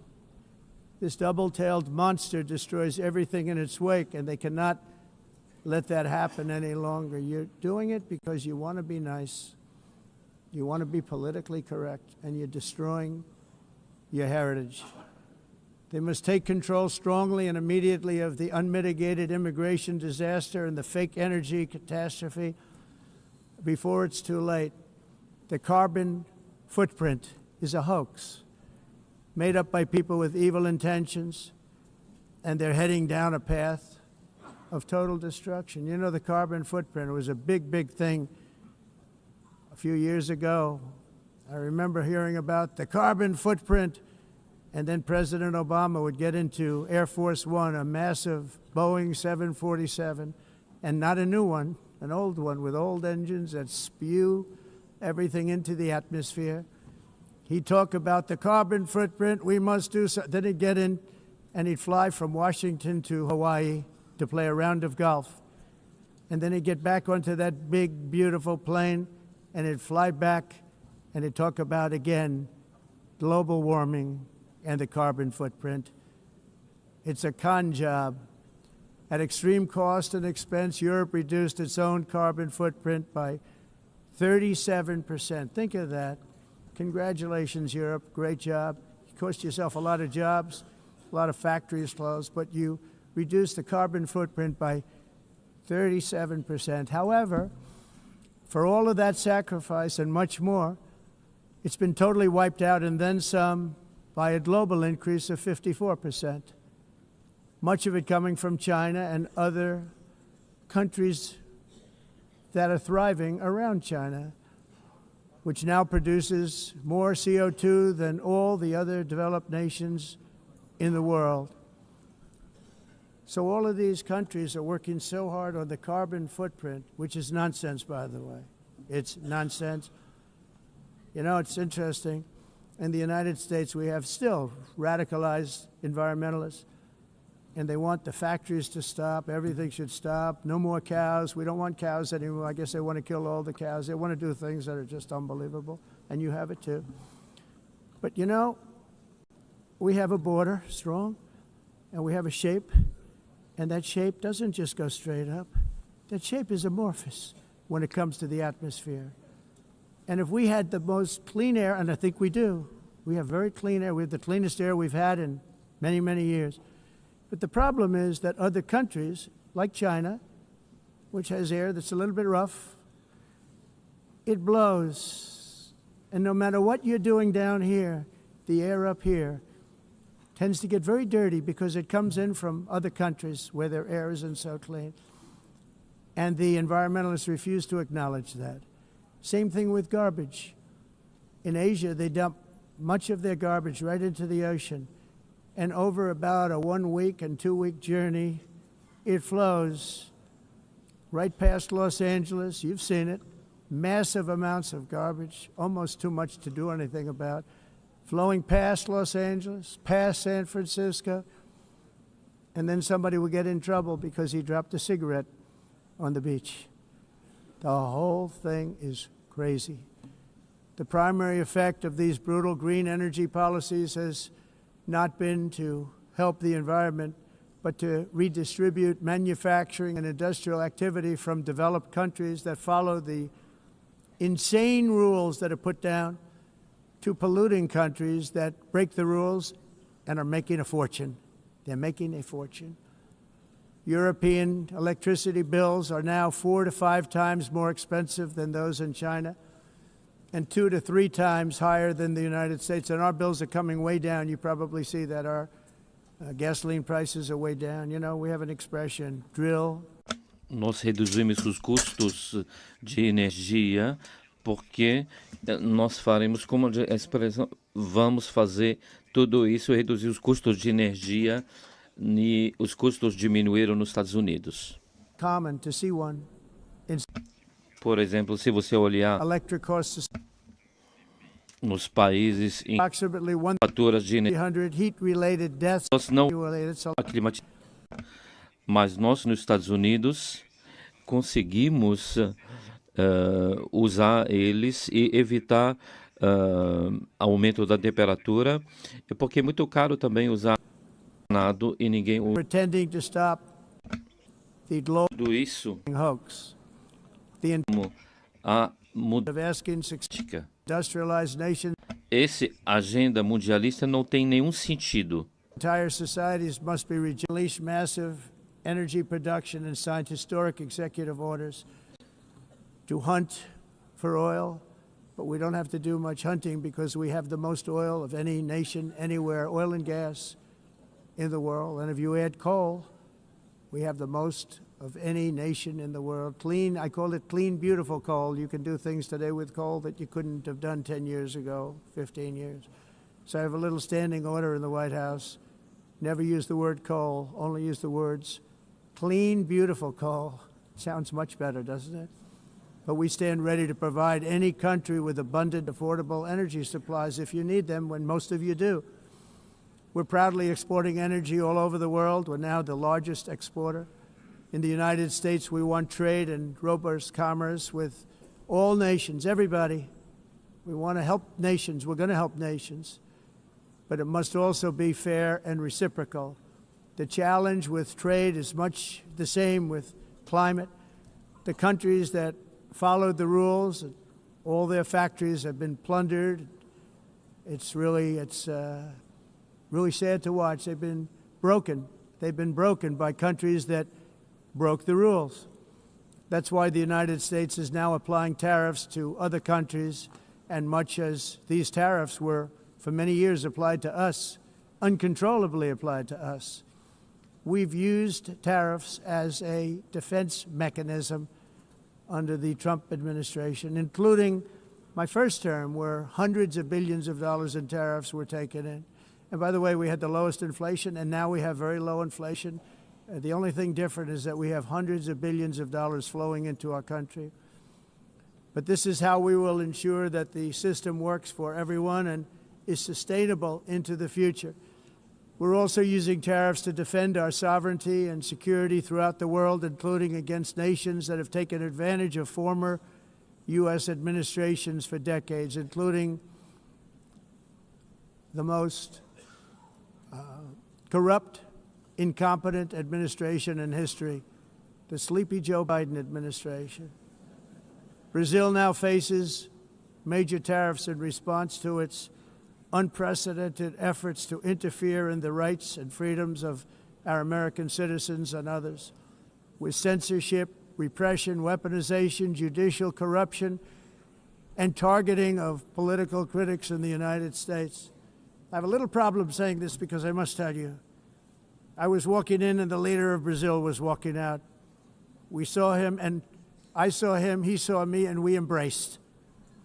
And then I'm saying, can you believe I'm going to be saying this in just 2 minutes? But we actually agreed that we would meet next week. We didn't have much time to talk, like about 20 seconds. They were in retrospect, I'm glad I waited because this thing didn't work out too well. But we did talk. We had a good talk, and we agreed to meet next week, if that's of interest. But he seemed like a very nice man, actually. He liked me, I liked him. But if you, and I only do business with people I like. When I don't like them, When I don't like them, I don't like them. But we had, at least for about 39 seconds, we had excellent chemistry. It's a good sign. But also in the past, Brazil, can you believe this, unfairly tariffed our nation, but now because of our tariffs, we are hitting them back, and we're hitting them back very hard. As president, I will always defend our national sovereignty and the rights of American citizens. So I'm very sorry to say this, that Brazil is doing poorly and will continue to do poorly. They can only do well when they're working with us. Without us, they will fail, just as others have failed. It's true. Next year, the United States will celebrate the 250th anniversary of our glorious independence, a testament to enduring power and American freedom and spirit. We will also be proudly hosting the 2026 FIFA World Cup, and shortly thereafter, the 2028 Olympics, which is going to be very exciting. I hope you all come.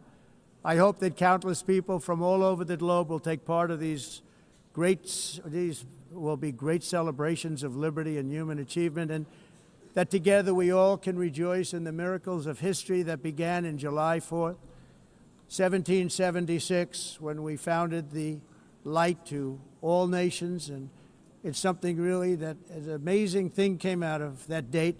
It's called the United States of America. In honor of this momentous anniversary, I hope that all countries who find inspiration in our example will join us in renewing our commitment, values, and those values really that we hold so dear together. Let us defend free speech and free expression. Let us protect religious liberty, including for the most persecuted religion on the planet today. It's called Christianity. And let us safeguard our sovereignty and cherish qualities that have made each of our nations so special, incredible, and extraordinary. In closing, I just want to repeat that immigration and the high cost of so-called green renewable energy is destroying a large part of the free world and a large part of our planet. Countries that cherish freedom are fading fast because of their policies on these two subjects. You need strong borders and traditional energy sources if you are going to be great again. Whether you have come from north or south, east or west, near or far, every leader in this beautiful hall today represents a rich culture, a noble history, and a proud heritage that makes each nation majestic and unique, unlike anything else in human history or any other place on the face of the earth. From London to Lima, from Rome to Athens, from Paris to Seoul, from Cairo to Tokyo and Amsterdam to right here in New York City, we stand on the shoulders of the leaders and legends, generals and giants, heroes and titans who won and built our beloved nations, all of our nations, with their own courage, strength, spirit, and skill. Our ancestors climbed mountains, conquered oceans, crossed deserts, and trekked over wide open plains. They charged into thunderous battles, plunged into grave dangers, and they were soldiers and farmers and workers and warriors and explorers and patriots. They built towns into cities, tribes into kingdoms, ideas into industries, and small islands into mighty empires. You're a part of all of that. They were champions for their people who never gave up and who never, ever gave in. Their values defined our national identities. Their visions forged our magnificent destiny. Everybody in this room is a part of it in your own way. Each of us inherits the deeds and the myths, the triumphs, the legacies of our own heroes and founders who so bravely showed us the way.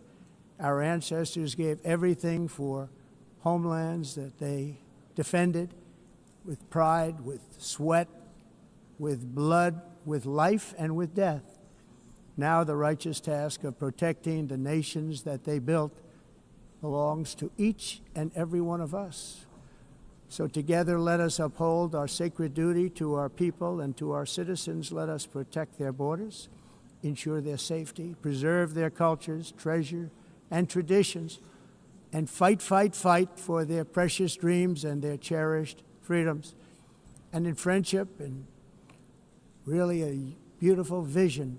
Let us all work together to build a bright, beautiful planet, a planet that we all share, a planet of peace and a world that is richer, better, and more beautiful than ever before. That can happen. It will happen. It will happen, and I hope it can happen and start right now, right at this moment. We'll turn it around. We're going to make our countries better, safer, more beautiful. We're going to take care of our people. Thank you very much. It's been an honor. God bless the nations of the world. Thank you very much. Bye.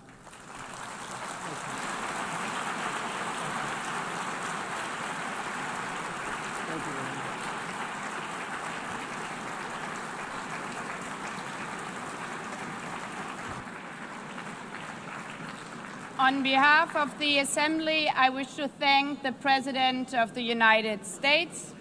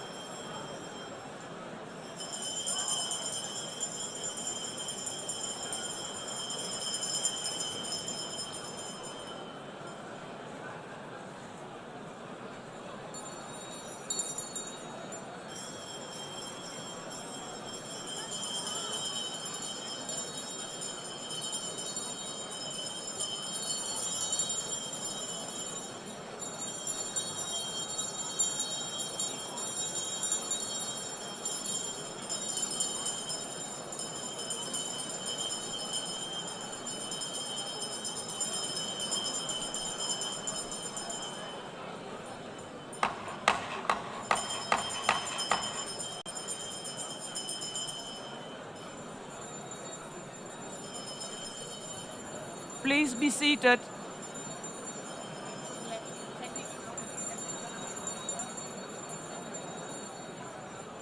Please be seated.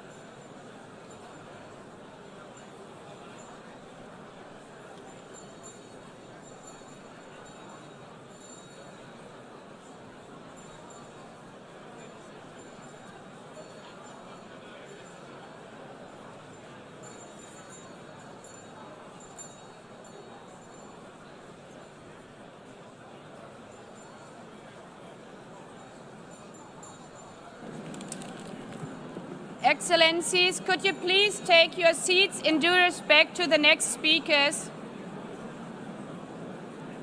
The second row, could you please take your seat right now?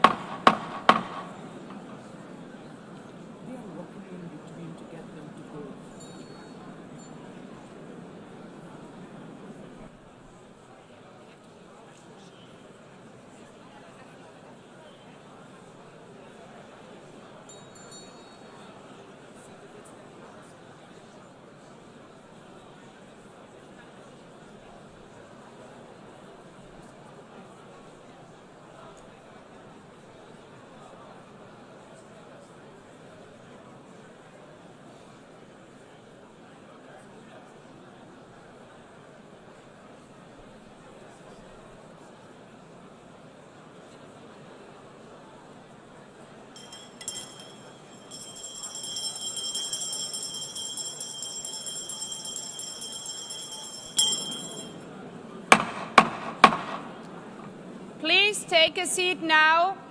With due respect to the next speakers, I would kindly ask you, gentlemen in the left row, please take your seats. We will continue.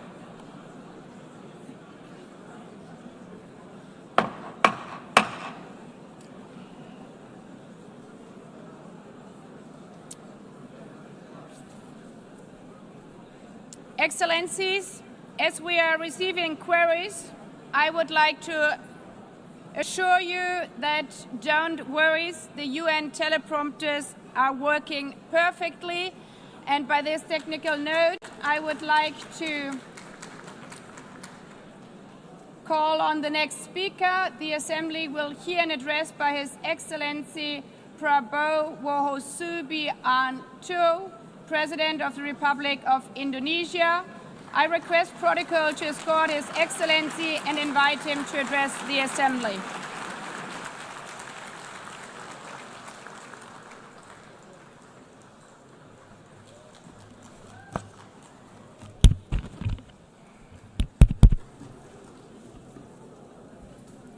His Excellency, Mr. Antonio Guterres, Secretary General of the United Nations, Her Excellency, Madame Annalena Baerbock, President of the United Nations General Assembly,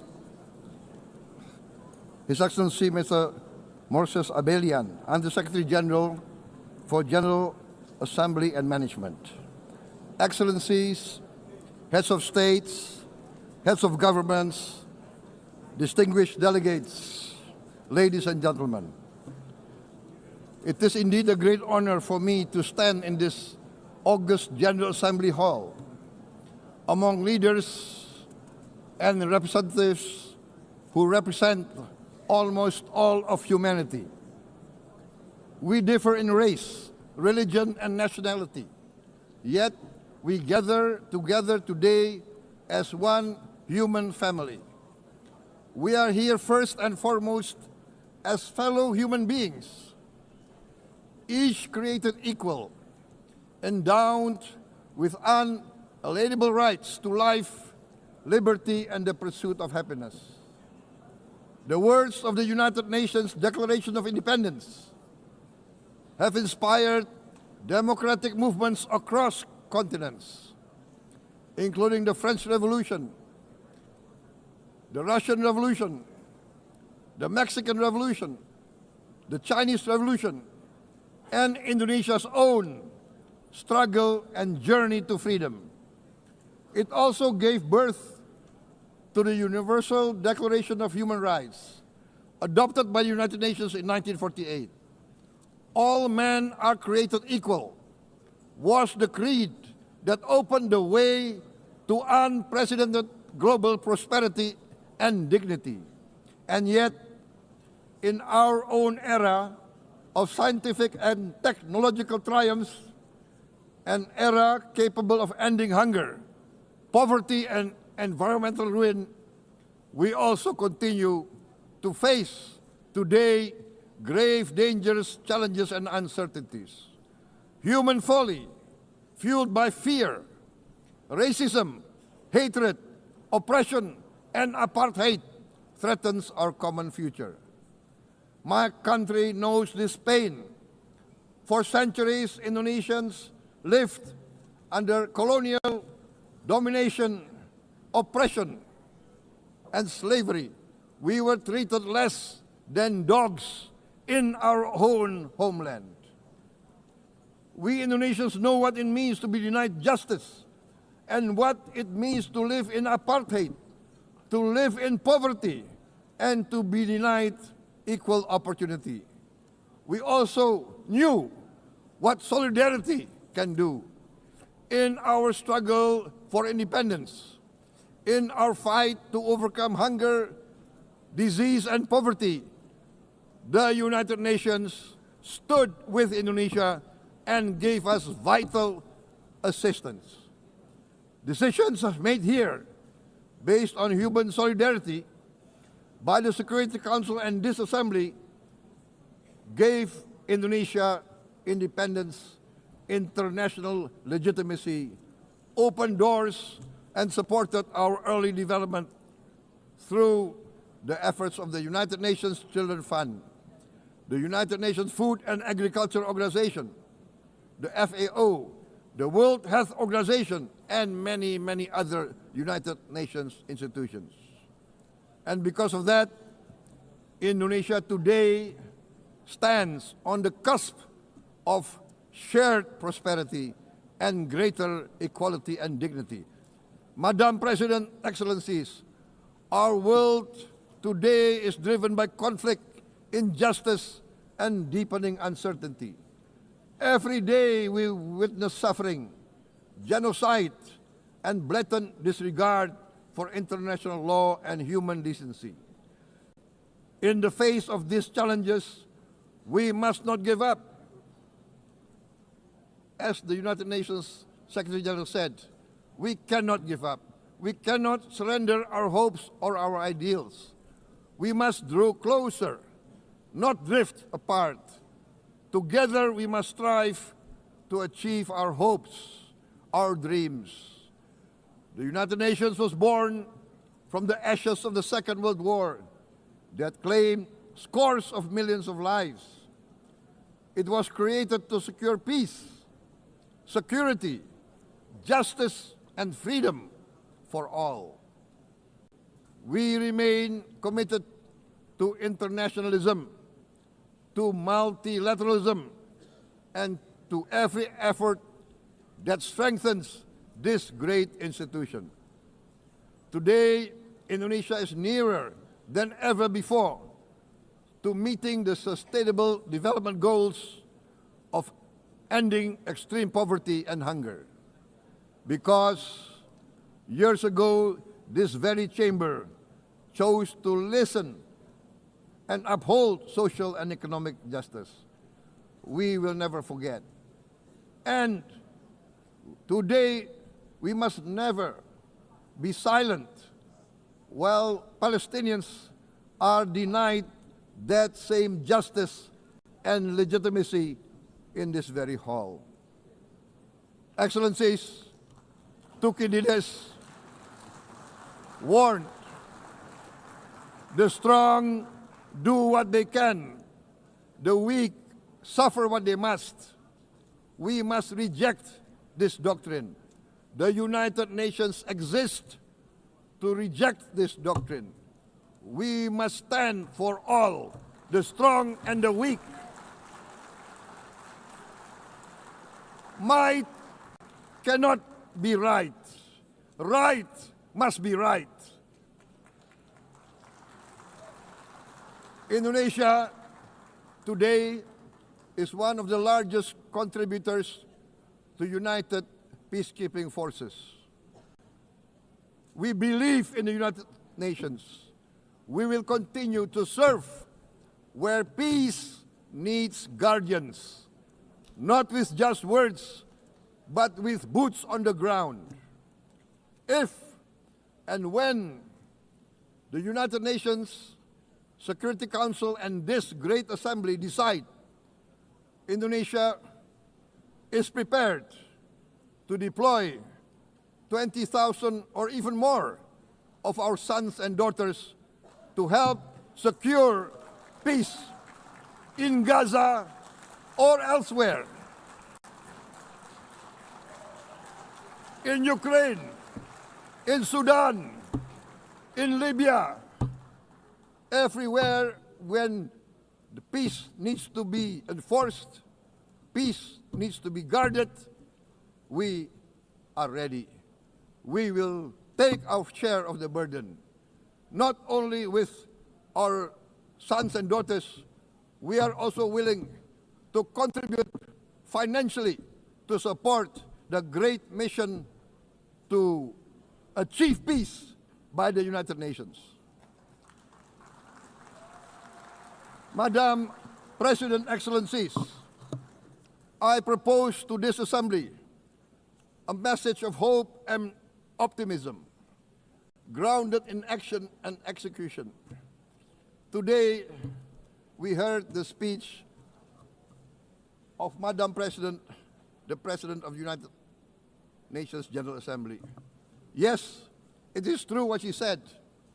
Without the International Civil Aviation Organization, will we be here today? Will we sit in this great hall?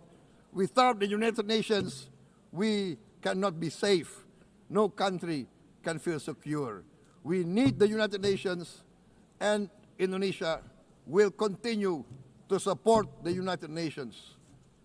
Even though we still struggle, but we know the world needs a strong United Nations.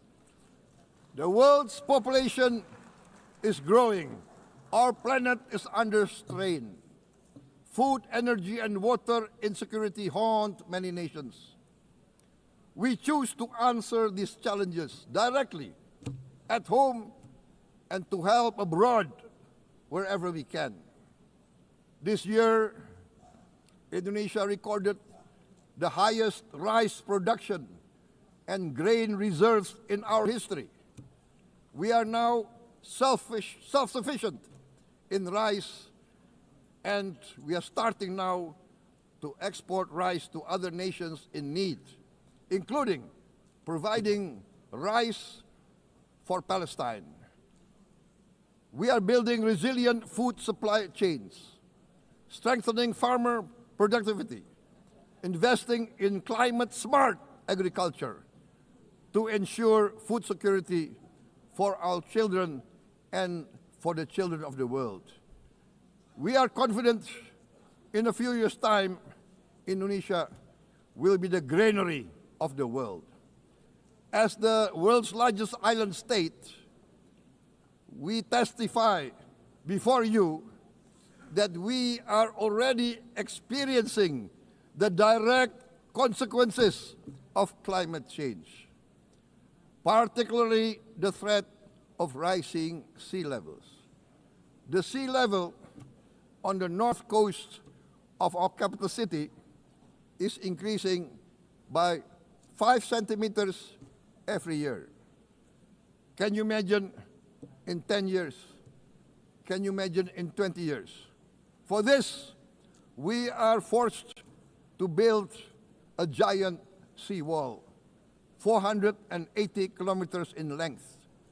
It will take us maybe 20 years, but we have no choice. We have to start now. Therefore, we choose to confront climate change, not by slogans, but by immediate steps. We are committed to meeting our 2015 Paris Agreement obligations.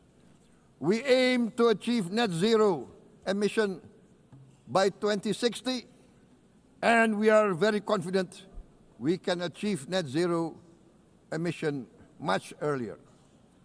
We aim to reforest more than 12 million hectares of degraded forest, to reduce forest degradation, to empower local communities with quality green jobs for the future. Indonesia is shifting decisively from fossil fuel-based development towards renewable-based development. From next year, most of our additional power generation capacity will come from renewables. Our goal is clear: to lift all of our citizens out of poverty and make Indonesia a hub for solutions to food, energy, and water security. Madam President, Excellencies, we live in a time when hatred and violence can seem to be the loudest voices. But beneath this loud noise lies a quieter truth, that every person longs to be safe, to be respected, to be loved, and to leave a better world to their children. Our children are watching. They are learning leadership not from textbook, but from our choices. Today, still, a catastrophic situation in Gaza is unfolding before our eyes. At this very moment, the innocent are crying for help, are crying to be saved. Who will save them? Who will save the innocent? Who will save the old and women? Millions are facing danger at this very moment. As we sit here, they are facing trauma. They are facing irreparable damage to their bodies. They are dying of starvation. Can we remain silent? Will there be no answer to their screams? Will we teach them that the human family can rise to the challenge? Madam President, we must act now. Many speakers have said that. We must stand for a multilateral order where peace, prosperity, and progress are not the privilege of a few, but the right of all. With a strong United Nations, we can build a world where the weak do not suffer what they must, but live the justice that they deserve. Let us continue humanity's great journey of ideals, the selfless aspirations that created the United Nations. Let us use science to uplift, not use science to destroy. Let rising nations help others to lift themselves. I am convinced that the leaders of the great world civilizations of the West, of the East, of the North, of the South, leaders of America, Europe, of India, China, the Islamic world, the whole world, I am convinced they will rise to their role demanded by history. We are all hopeful that the leaders of the world will show great statesmanship, great wisdom, restraint, humility, overcome hate, overcome suspicion. Madam President, distinguished delegates, we are greatly heartened by the events of the last few days, where significant leading countries of the world have chosen to side with history, to choose the right side of history, the path of the moral high ground, the path of rectitude, the path of justice, the path of humanity, to shun hatred, to overcome suspicion, and to avoid the use of violence. The use of violence will beget violence. No one country can bully the whole community of the human family.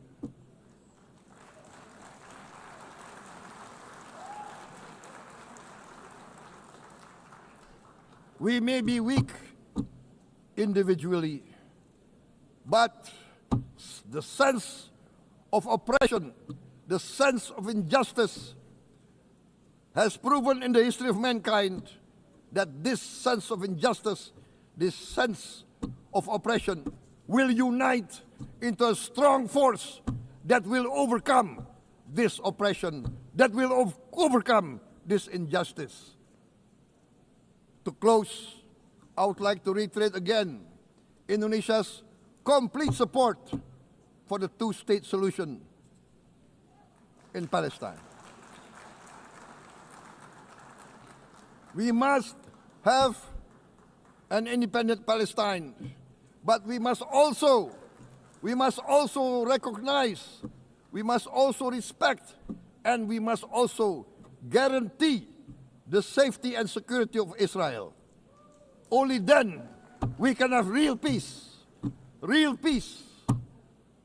and no longer hate and no longer suspicion.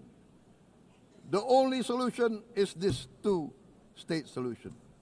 Two descendants of Abraham must live in reconciliation, peace, and harmony. Arabs, Jews, Muslims, Christians, Hindus, Buddhists, all religions, we must live as one human family. Indonesia is committed to being part of making this vision a reality. Is this a dream?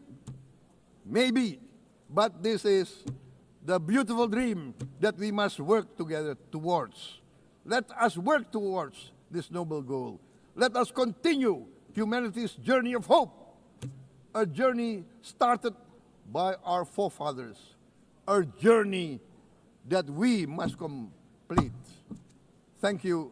Wassalamualaikum warahmatullahi wabarakatuh.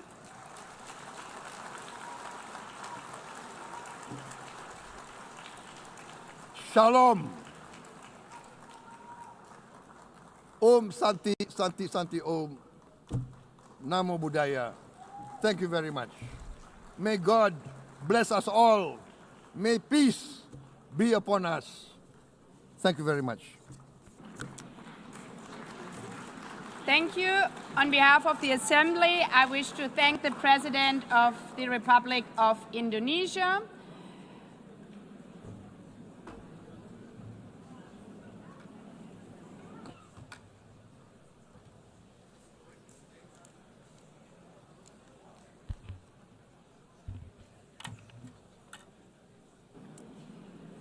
The Assembly will hear an address by His Excellency Recep Tayyip Erdogan, President of the Republic of Turkey.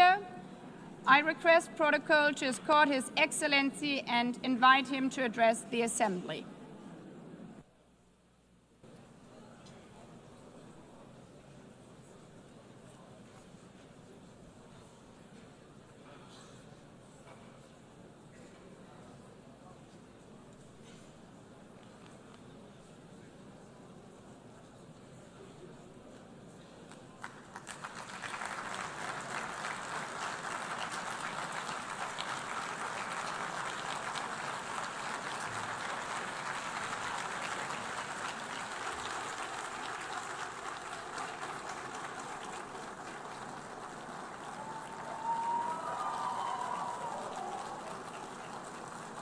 Sayın Başkan, Excellency President of UNGA, Excellencies Heads of State and Government, Distinguished Secretary General, distinguished delegation members, on behalf of myself and my nation, I greet you all with most heartfelt feelings. I wish for the 80th United Nations General Assembly to bring blessings to all humanity. I am deeply honored to address you once again from this podium, which represents the collective conscience of humanity. I congratulate Mr. Young, who has completed his term as President of the General Assembly, and I wish success to Ms. Baerbock, who has taken over this position. At the outset of my speech, I would like to first express my regret at the absence today of the President of the State of Palestine, Mahmoud Abbas, at a time when Palestine is being recognized by an increasing number of countries. Today, we stand here on this podium. I stand here on this podium alongside my 86 million citizens, also for our Palestinian brothers and sisters whose voices are being silenced. I'd like to thank all the countries who announced that they recognize the state of Palestine, and I call on all the other countries who have not done so yet to do so, to recognize the state of Palestine as soon as possible. Esteemed President, distinguished members, the United Nations Charter was signed in San Francisco 8 years ago, and it entered into force on October the 24th, 1945. I would like to recall here again the first words of the first article of the UN Charter. Quote, "The purpose of the United Nations is to maintain international peace and security," unquote. As we celebrate the 80th anniversary of the UN in this hall, grave events are unfolding in many parts of the world that cast a shadow over the very first words of the UN Charter's opening article.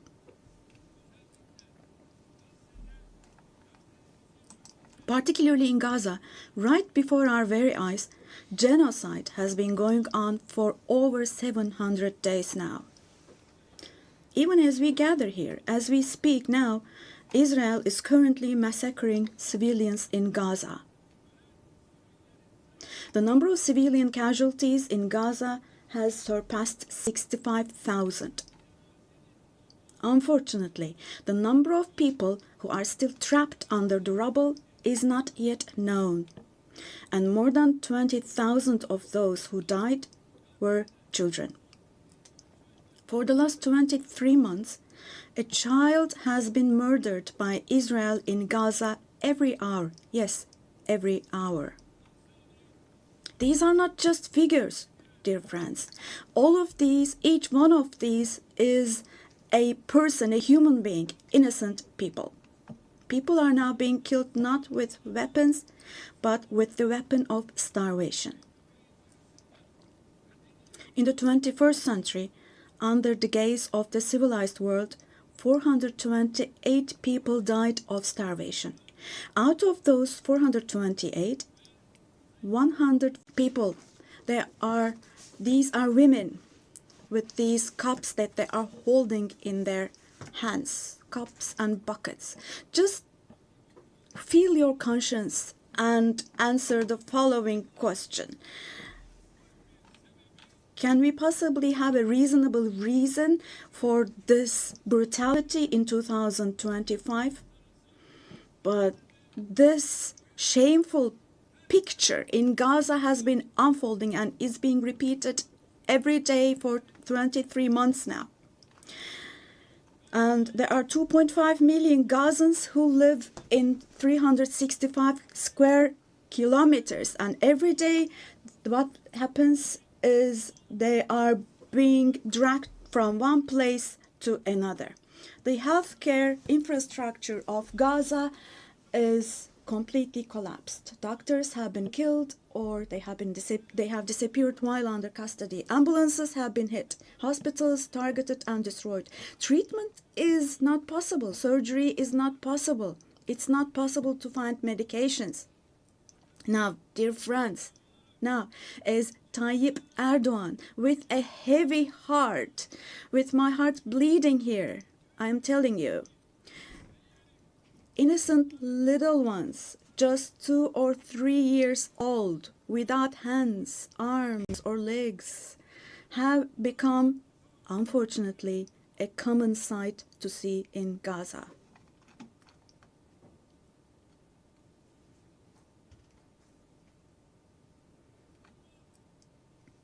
This one. What kind of a human conscience can possibly bear this? Possibly. How can one stay silent vis-à-vis this? In a world where children are dying of starvation and lack of medication, can we possibly have calm and peace? We all are parents. We have children or grandchildren who we dearly cherish. Here, say in America or in Europe, anywhere in the world, when a small rose thorn hurts a child's hand, the hearts of parents break. But in Gaza, children's hands, arms, and legs are being amputated without anesthesia. Now, I'm extremely sorry to say